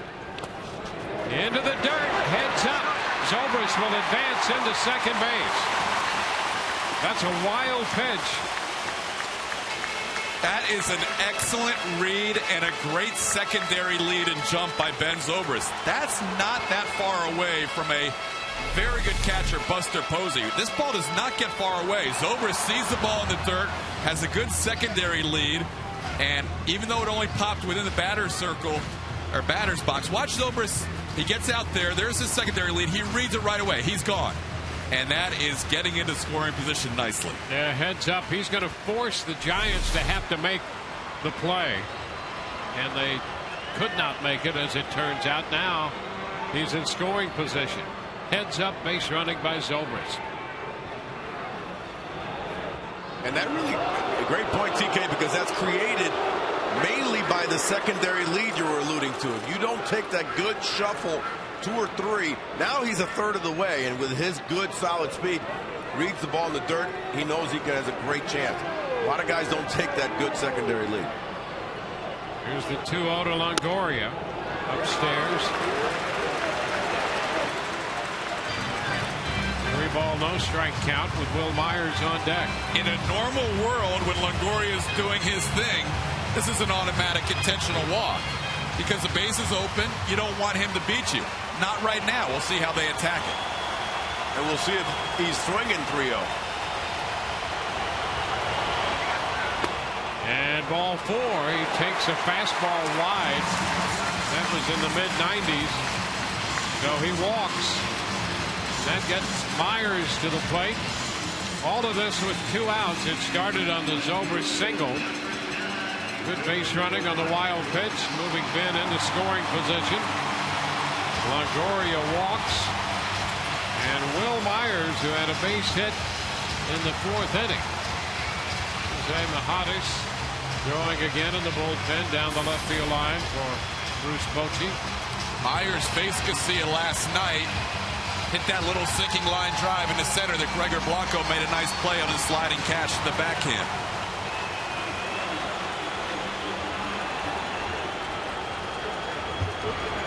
First pitch, and he fouls it back, and boy, that fastball was a pitch Myers wanted.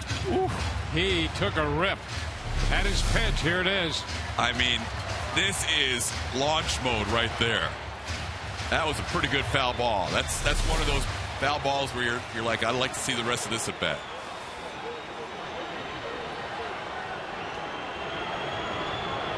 Myers always appears to be so collected in the batter's box in these situations, to be so young. Swings through it. That one a little closer to him. Tied him up a bit. 0-2. Yeah, that time he probably went after a pitch that was, you can see it was in off the plate. A little over aggressive on that swing. Great movement on that 2-seamer. A 2 strikeout to Myers. Zobrist on second, Longoria on first. Upstairs. Giants took that up out of the zone. Myers not biting.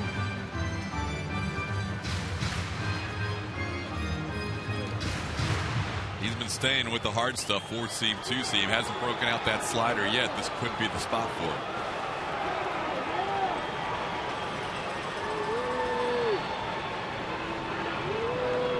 One-two, and a ground ball to second. Arias with his throw to first. Myers is out. The Rays put 2 on. 1 in scoring position. Leave them both on. Still tied 1-1.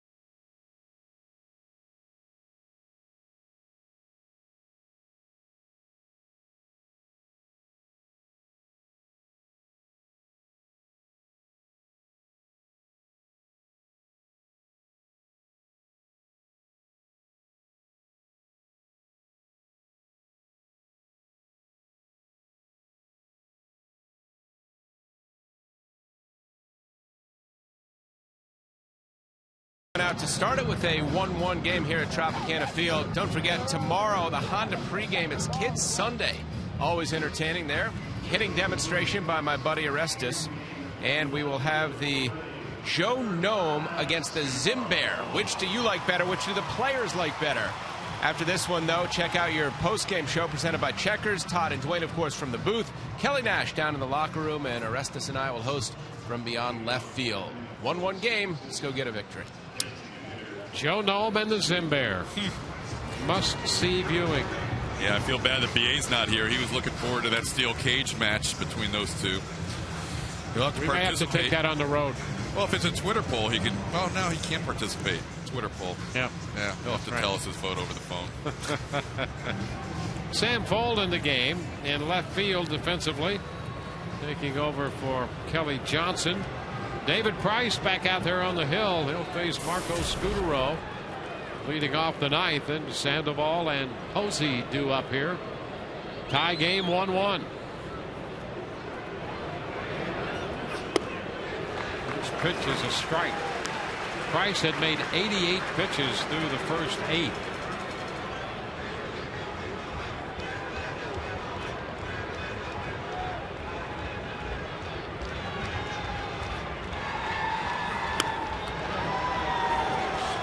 Wide curveball thrown to the right-handed hitting Scutaro, who's the DH in Bruce Bochy's lineup tonight.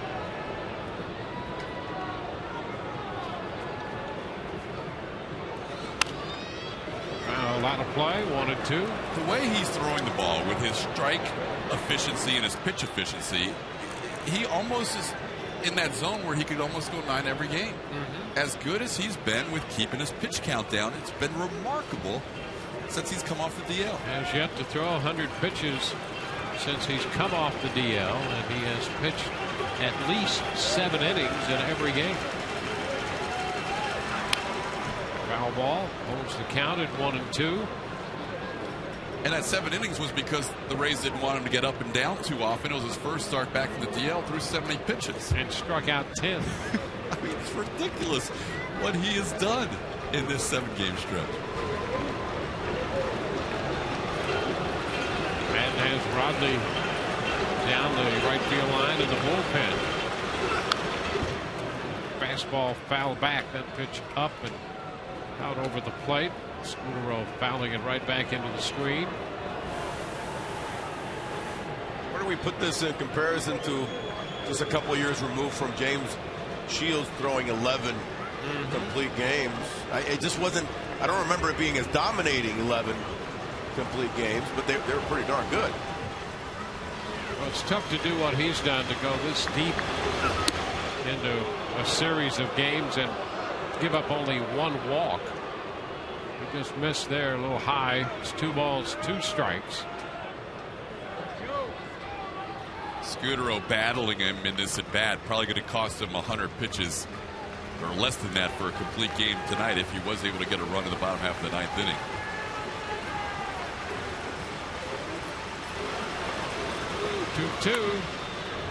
That's fouled back, so he will extend it to at least an 8-pitch at bat, holding the count at 2-2, and that gets Price right now up to 95 pitches.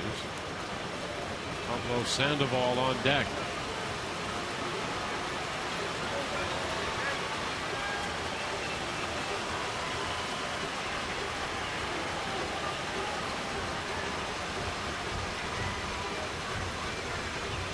Two from Price, and another foul ball. And that's what Scutaro can do. No, he's one of the best at just extending at bats and being a nuisance at the plate. I hope as Joe watches this inning goes along that he keeps David in for this inning, because David has the top 6 guys in the lineup haven't done a thing against David all night long. Yeah, it's been the bottom 3. Top 6 is 0 for 19 right now.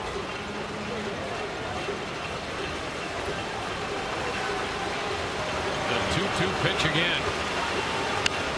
And again it's foul to the right and out of play. Well, that's 9 pitches to the leadoff man in the 9th inning.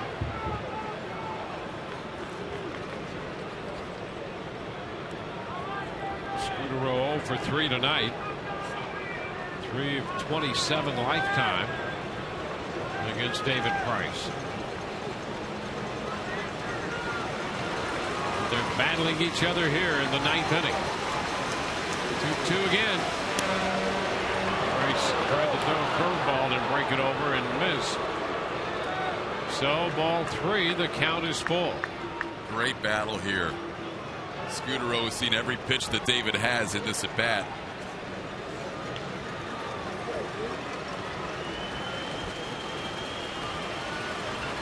A 3-ball count. Third tonight. And a swing and a miss. He strikes him out. He got him on a cutter, I think, right there. A little action right at the end. An extended at bat. He strikes him out. That's strikeout number 5. Watch David's reaction. You know he wanted this 11 pitch at bat, and he is fired up after that strikeout. That was quite a one-on-one battle with him and Marco Scudero. And the cutter on the outside part of the plate, Scudero doesn't get it.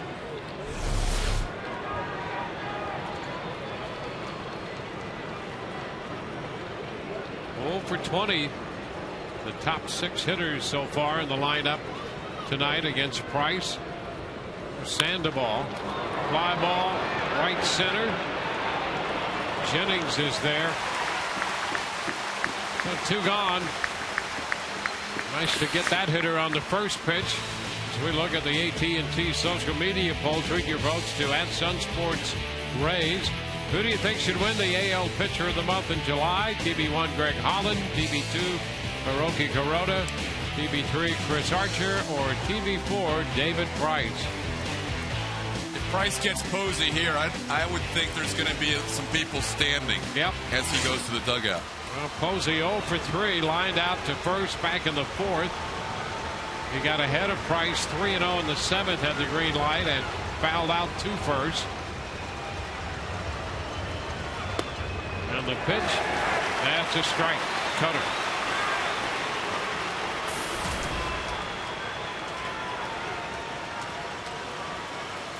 Inning started with the 11th pitch at bat before Price struck out Scudero. Strike 2. Fastball. 0-2.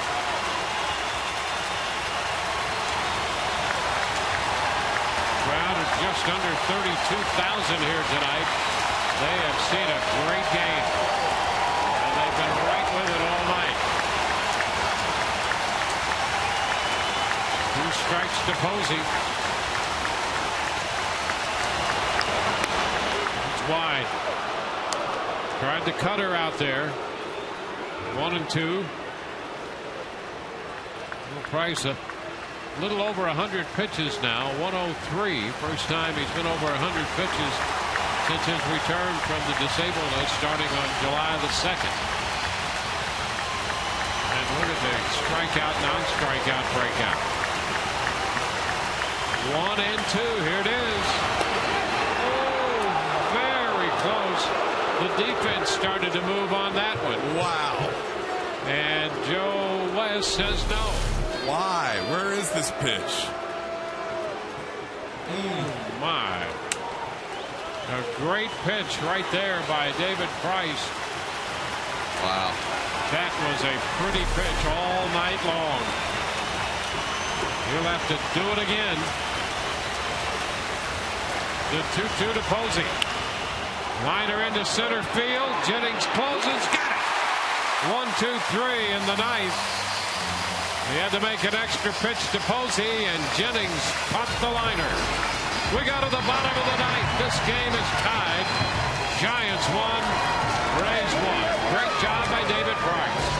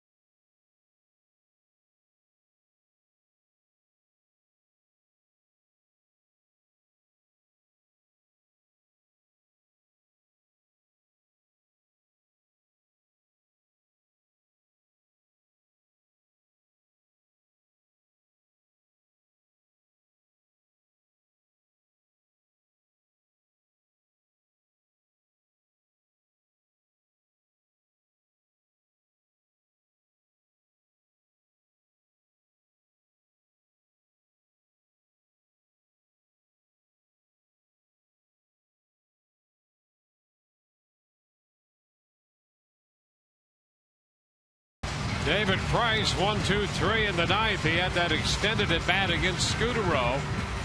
17 pitches for David in the ninth, gets his total on the night up to 105. And what a great job by Price tonight, taking this game into the bottom of the ninth inning, tied 1-1. Jose Majadas, pitcher number 3 of the night. Lincecum worked 7 for the Giants. Casilla 1, and now Majadas. Majadas, former Minnesota Twin, Kansas City Royal, now with the Giants. A lot of strikeouts, 10.16 Ks per 9 innings. And he'll show you a four-seamer and kind of a slurve, slider curve hybrid. A few changeups, not many. More to righties and a couple of two-seamers, but not many as well. Mostly fastball, slider. Sean Rodriguez will pinch hit for James Loney to start the ninth inning.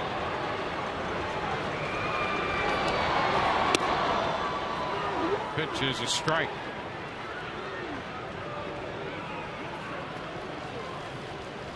Loney had gone 1 for 3, had a second inning single off Lincecum.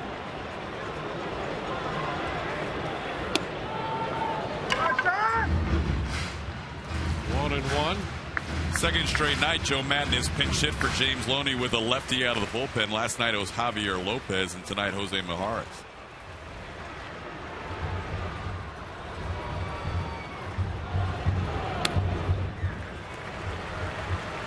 Two balls and a strike. Fastball down. Escobar next.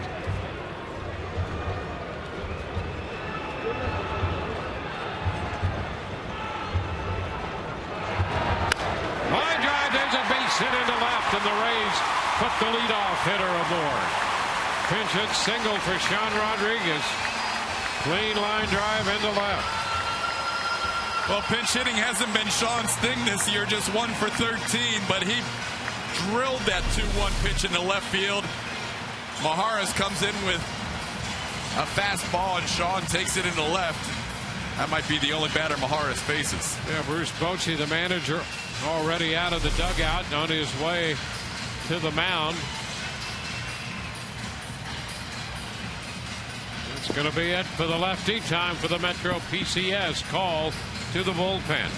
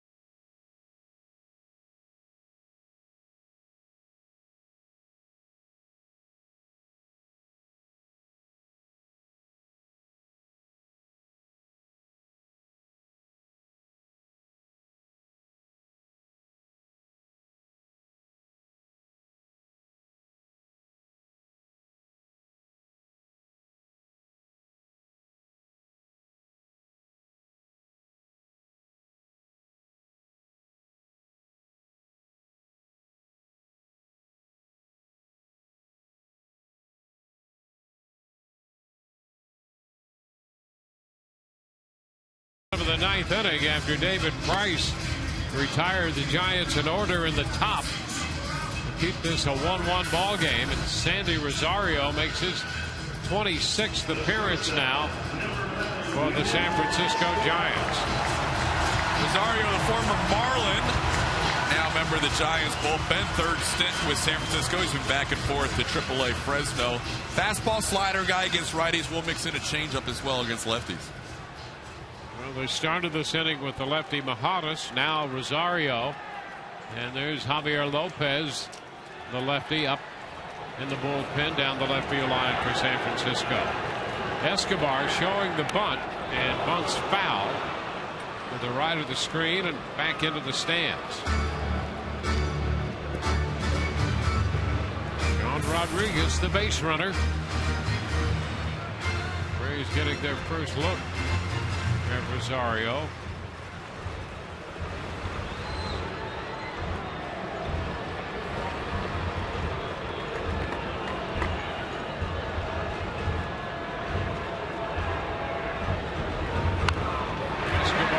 It. Rosario bobbles it, and the throw to first is in time as he recovered. Up to second base goes Sean Rodriguez. So the Rays bunt the potential winning run into scoring position. And Luke Scott has been announced.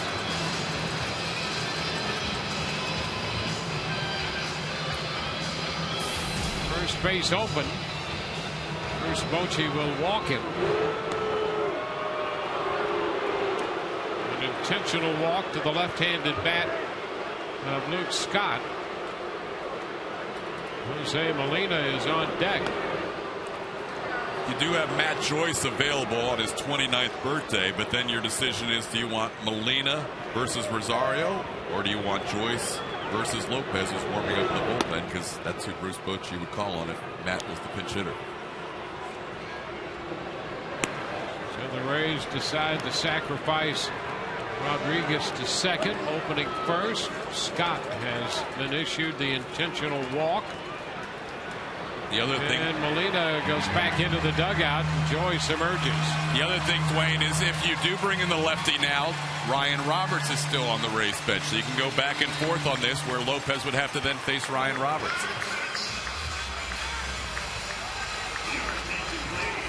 So Joyce just now being announced.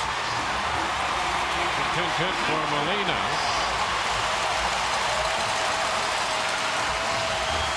Joyce does have a hit off Rosario. One hit and one at bat. There's Roberts in the dugout.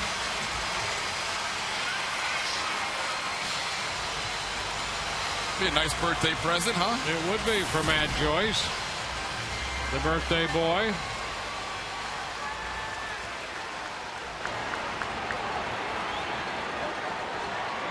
And now Bochy comes out, waiting to the last moment while Lopez was busy in the bullpen.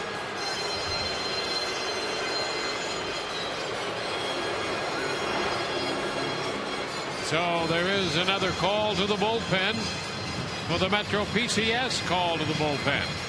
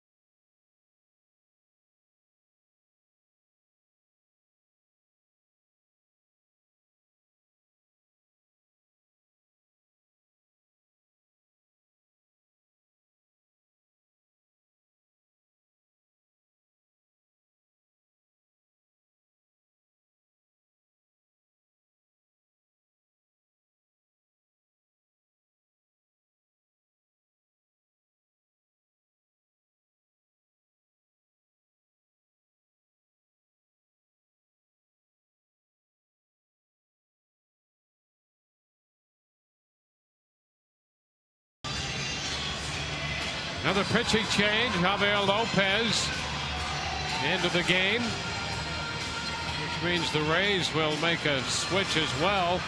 Lopez holding left-handed hitters to a 172 average, 294 against right-handed hitters.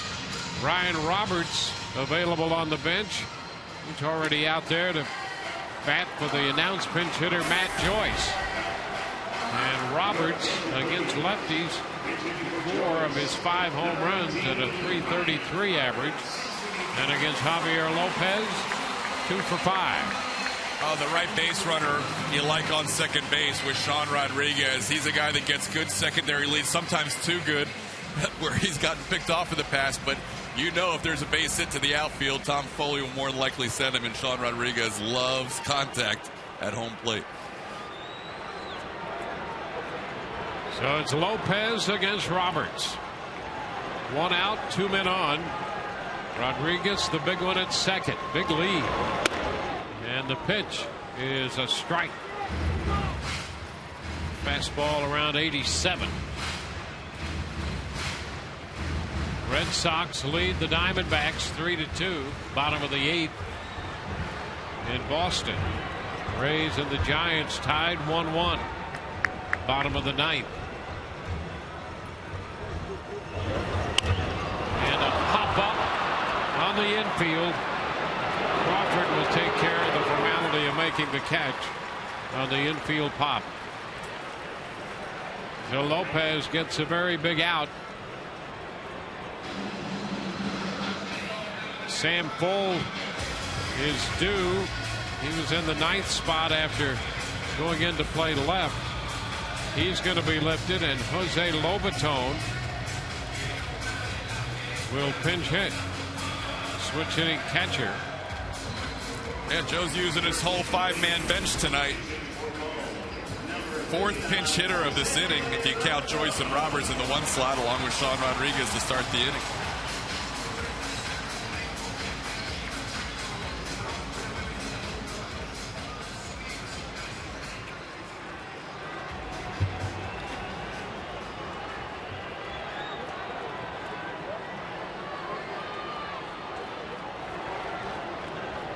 So here's Lobaton.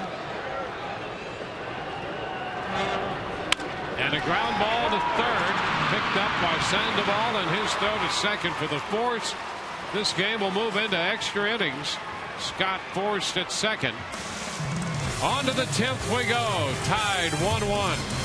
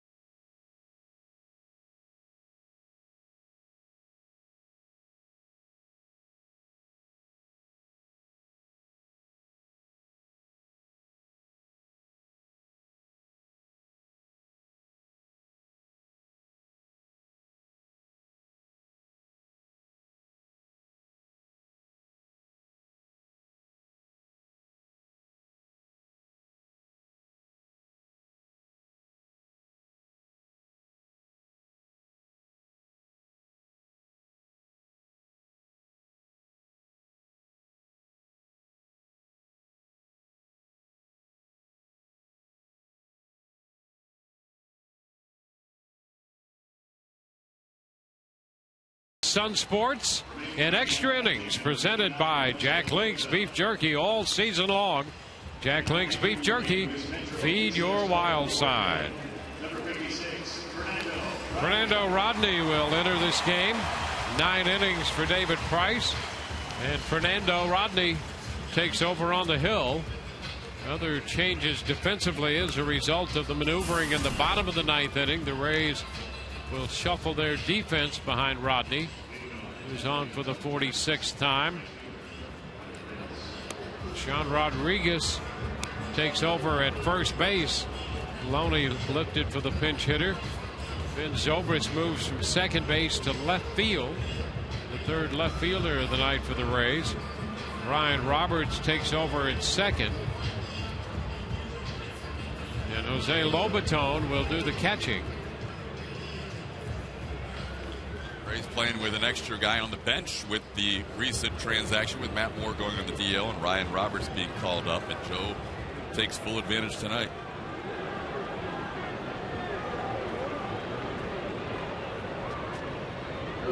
Hunter Pence will open the 10th inning for San Francisco. Pitch up and in. The Rays were able to score 2 runs tonight. That would have been 4 out of the last 6 games for David Price with a complete game.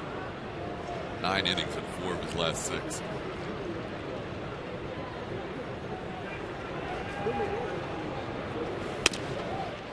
It's a strike.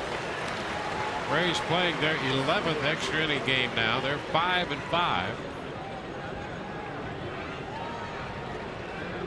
Fernando Rodney in the game.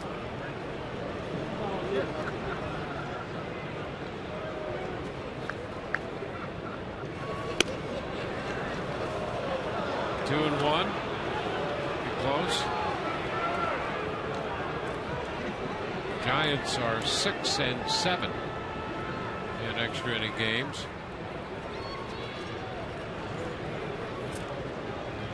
Two and one. Line drive. That's a fair ball. Just inside the line. Kicks against the sidewall. And Pence is on with a double. Hunter Pence collecting his 26th double. And it comes at a critical time for San Francisco to lead off the 10th. Yeah, he hooks this changeup. You can see pretty much splits the plate. He was able to hook it down the left field line.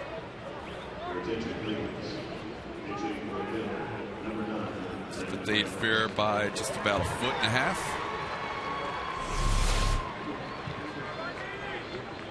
Brett Pill's going to be lifted, and Brandon Belt will hit for him.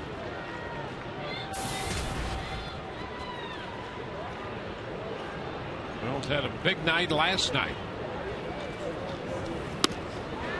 Pitch 95, and it missed, says Joe West. 1-0. Belt singled, homered, and tripled last night before he grounded out to second.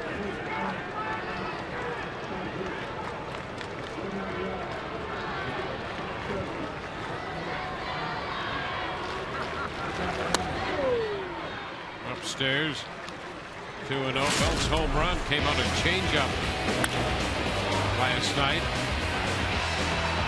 Belted it off Chris Archer.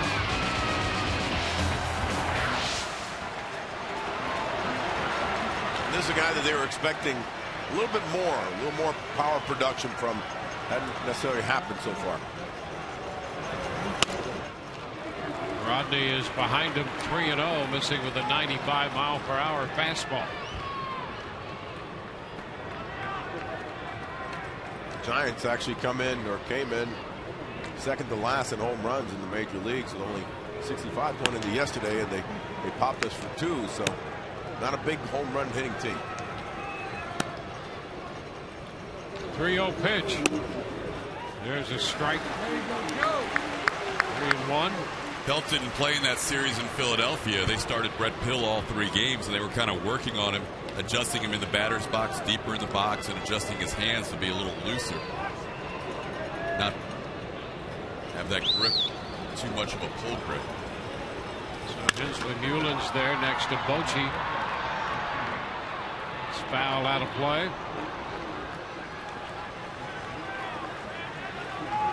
So the count is now full.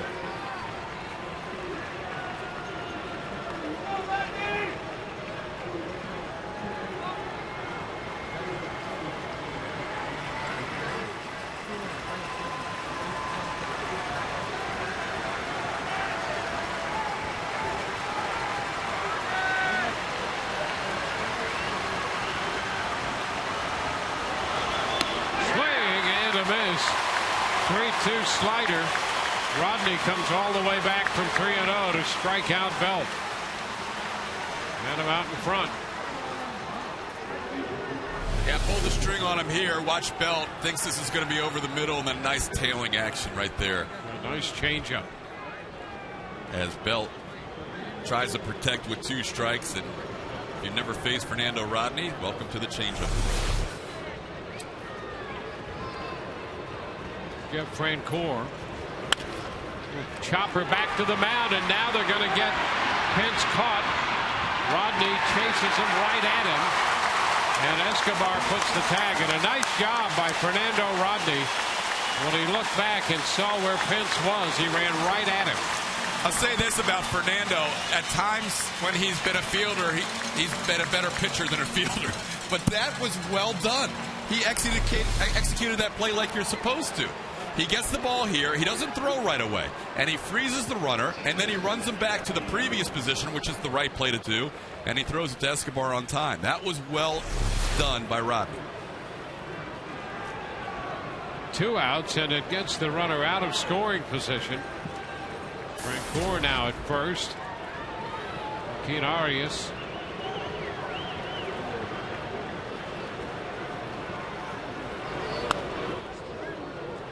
Change up is upstairs. Kind of rather just get rid of the ball and give it to Evan Longoria, so you know he's running him back to second, because he scares me when he's chasing a guy with a ball like that. How can you not have confidence? I have confidence when he's throwing 95 and that changeup. That's about.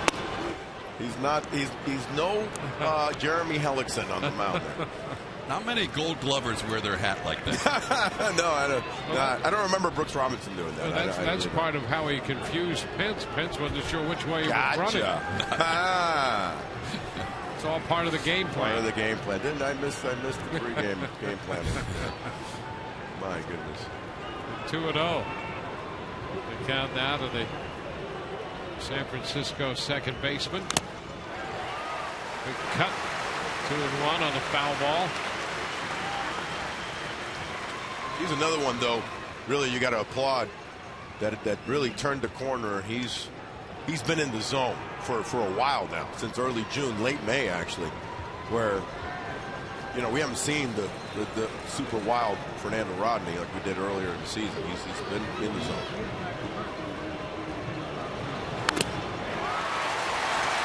Takes the count to 2-2. Change up. You're right, Joey. This crowd's had a fun game to watch tonight. They have indeed. This was a great game. Right from the very beginning was a pitching matchup. Price and Lincecum, and they did not disappoint. Price was outstanding. Lincecum very good. Now the 2-2. Fouled away. Fastball at 98. That's where you love the Rodney combination. The 98. Arias has seen the changeup already. The mid to low 80 or low to mid 80s. He doesn't know what to expect now, but usually after a high fastball, that changeup's ready to come.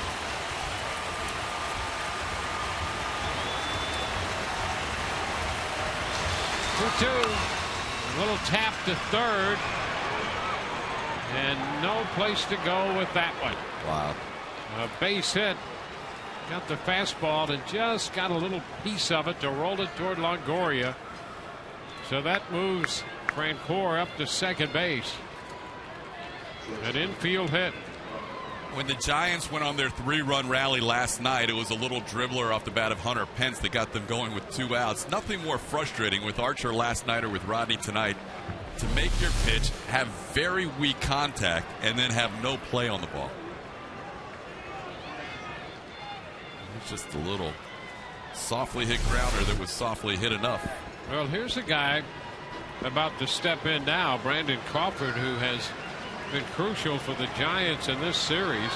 Hit a 2-run home run last night in their 3-run 7th, and drove in the run for the Giants in the 3rd inning tonight. He's out in front of the changeup, swinging over it for a strike. Managed to sneak that base hit through the infield and into center in the third, driving in Francoeur. Francoeur's on base again here in the 10th. He's at second. Arias is at first.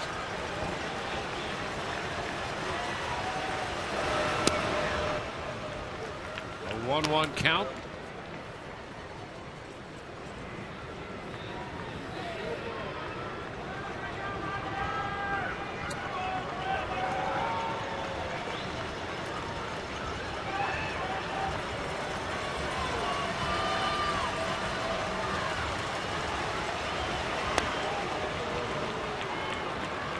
Two and one.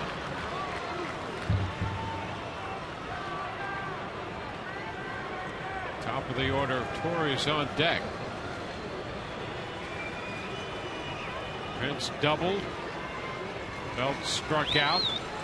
Pence caught between second and third, allowing Francoeur to reach. Arias with an infield hit. Swing and a miss. Crawford again over and out in front of the change. 2-2.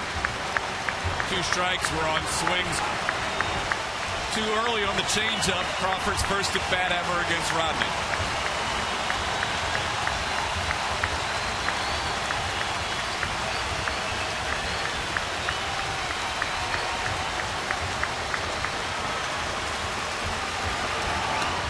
The fastball at 98, just enough of it for Crawford to foul away.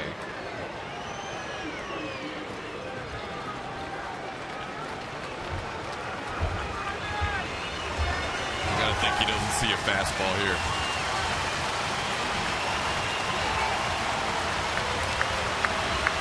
Giants have moved Blanco into the on-deck circle. 2-2 the count on Crawford. Fouls a fastball. So we'll do it again.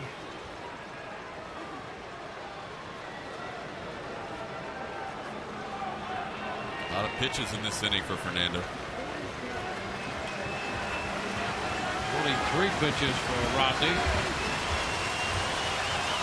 36-year-old right-hander out of the Dominican Republic. 2-2. He got him. He struck him out. Changed up on him to strike him out, leaving 2 men in scoring, or 2 men on, one of those in scoring position. And we go to the bottom of the 10th. Tied 1-1.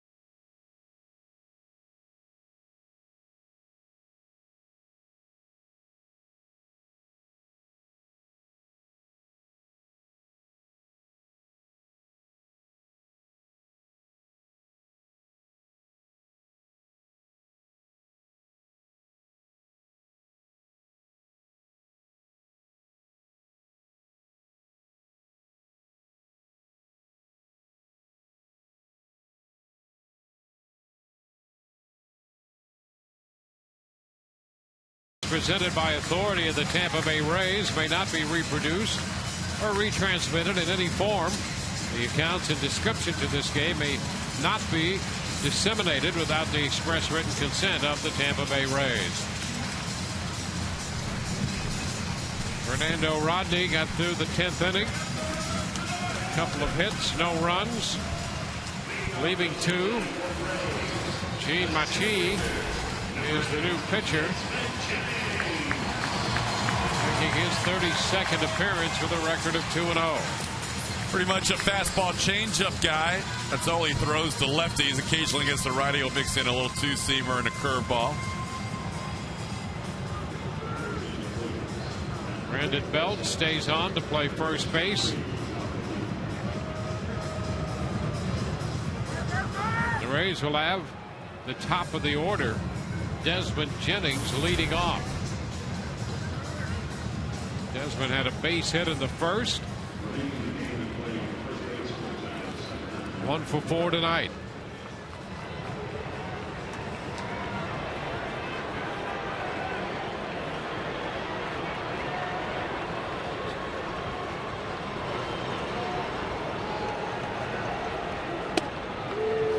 This pitch is in there for a strike. Breaking ball, a slider.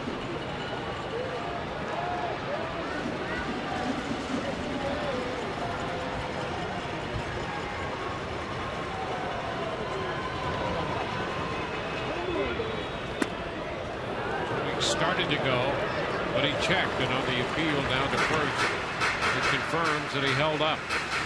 You know, difference between Lincecum going 7 innings and David Price 9. The Rays have pitched now 10 innings with just 2 pitchers. The Giants are just down to their closer Romo and Barry Zito in the bullpen, and he was just taken out of the rotation.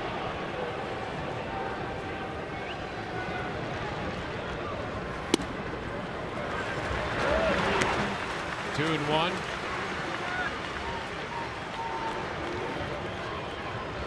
Zobrist will be next, and then Evan Longoria, which he recalled from Fresno on the 21st of July. Jeremy Affeldt went on the disabled list.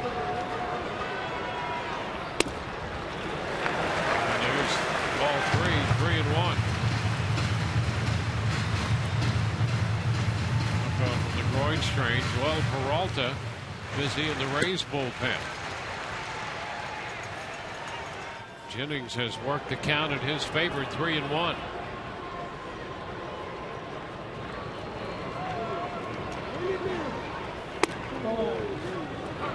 Now the count is full. Desmond looked like he was in take mode there. That was a pretty good pitch. I figured at 3-1 you need a base runner. I'm going to be selective and get another shot at 3-2.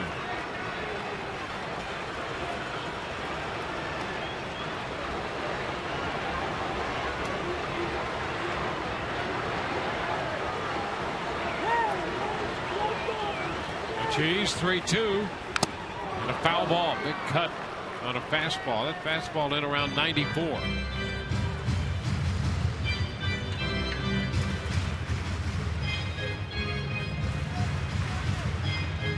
He last worked on the 30th of July. 2 innings. He's given them a couple of 2-inning outings recently.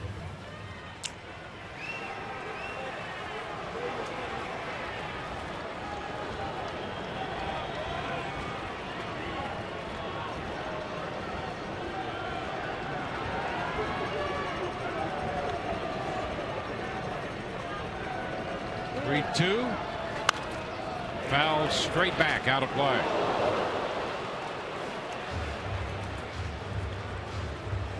Pretty good rip right there at that 93-mile-an-hour fastball. Desmond's seen a lot of pitches at this bat.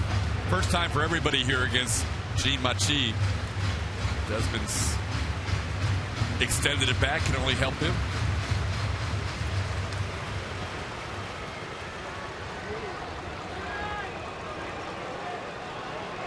Eighth pitch of the at-bat coming up.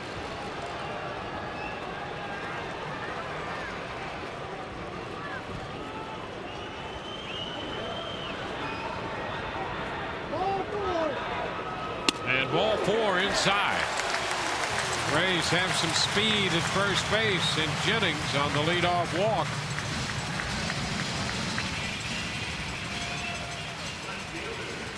It's only the 4th walk of the game, all issued by San Francisco pitching, and one of those was an intentional walk by Sandy Rosario. So let's see what the Rays can do with this leadoff walk in the 10th. Well, there's some options here. You don't want to take the bat out of Ben Zobrist's hands. I don't know if Joe's going to try and do straight steal, but Pablo Sandoval is up on the turf thinking there might be a bunt.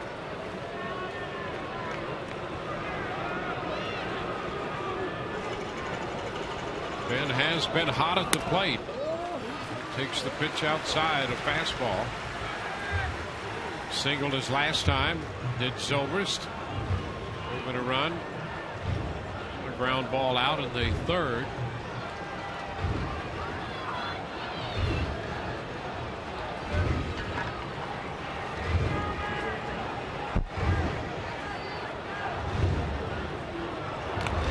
Back in at first, Jennings.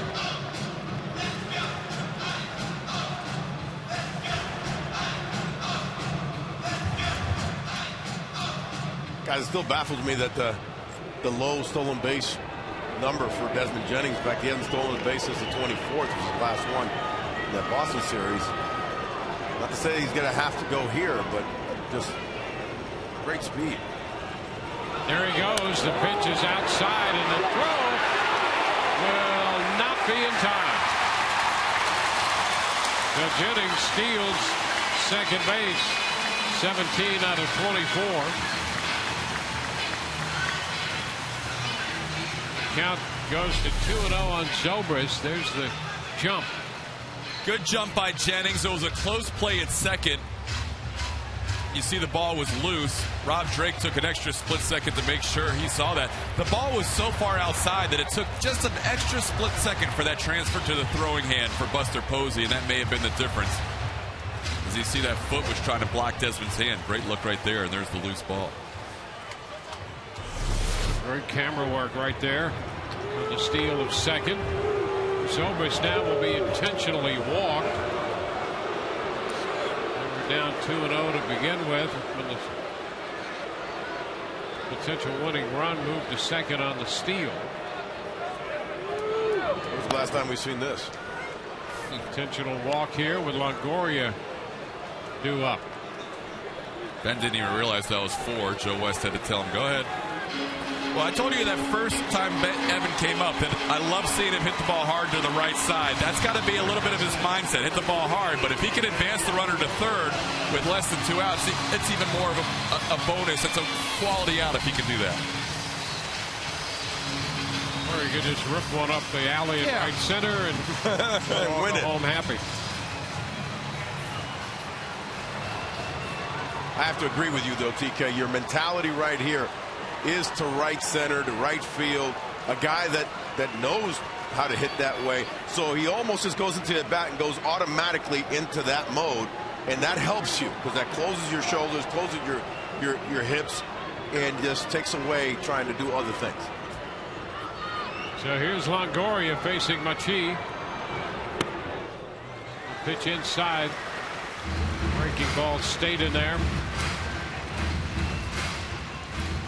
0 for 3. 3 strikeouts and a walk.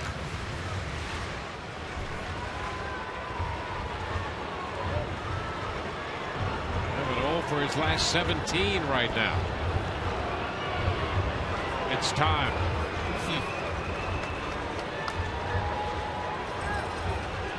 Turn, nothing doing back at second. I like the stoic nature of the rookie on deck, too. Just kind of standing there with his arms crossed saying, all right, see what happens. It seems to be his nature.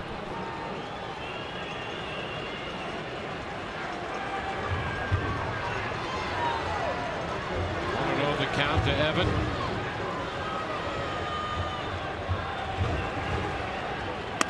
And again. 2-0 fastball this time. Well, this is the setup. I mean, Machi's in this inning. They're not going to go to Romo. They're not going to go to Zito. Bruce Bochy knows that this is his guy. He used a bunch of relievers in that 9th inning to try and get through that. The Rays don't have anybody else left on the bench, so this is it. Machi's going to get Longoria, Myers, and even if he gets that far, down to Sean Rodriguez. But there's no strategy at this point. Machi's got to get the outs if you're Dave Righetti and the Giants. And a final in Boston. The Red Sox have beaten the Diamondbacks 5-2. Jake Peavy gets the win. Goldschmidt homered for Arizona, Saltalamacchia, and Victorino hit home runs for Boston. So the Rays would require a win here to stay one game back of Boston. Louis Hara got the save in that game.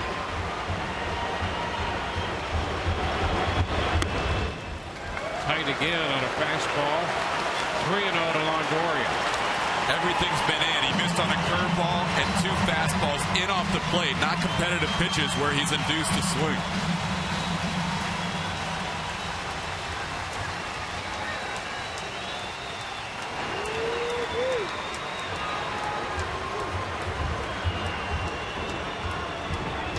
Pitch, and there's ball 4. So Evan walks for the second straight time on 4 pitches. The bases are loaded with nobody out. Will Myers will be the hitter. Mentioned how calm and cool the kid is. This is where he just has to zone in, Dwayne. He knows he's got a pitcher on the ropes who's having trouble with his strike zone. Don't help him out at all. And he also knows, or he should know, that he's got one of the fastest runners in all of baseball in third base. So one of his nice, long, almost can of corn fly balls wins the game. Giants pull the outfield shallow. Everybody up. Here's Will Myers. Infield close. Outfield in. Bases loaded, nobody out. McKee against Myers. Rays trying to end it. Big cut to miss. Strike 1. By the way, Gregor Blanco never hit, so Bochy never took him out and put him in center field. You still have Torres in center field. And by the way, I think Blanco has the better arm, but he opted to keep Torres. So good arm in right, average arm in center, and solid arm in left. Oh, no, great arm in left. It's Frank Ward. The 0-1. Line drop. Back into left. That's over Francour's head, and the Rays are going to win it. Will Myers delivers the winning run.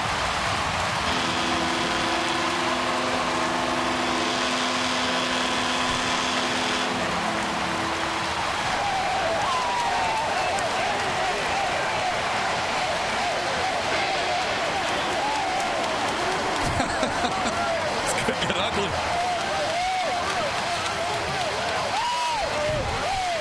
Rays win it in 10.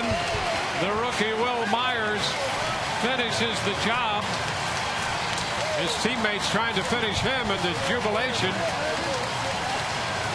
It's become popular around baseball to undress the game-winning hit. That one got a little scary for a while for the rookie, but how about that? What a moment for the youngster. Now the Rays win it in 10. 2-1. Just as we promised earlier in the game, it's Miller time, brought to you by Miller Lite. The one-strike pitch, and Myers lined it into left over the head of Francoeur. Jennings comes home with the game winner. The Rays stay a game back of Boston, keeping pace with the Red Sox, who won over the Diamondbacks just moments earlier.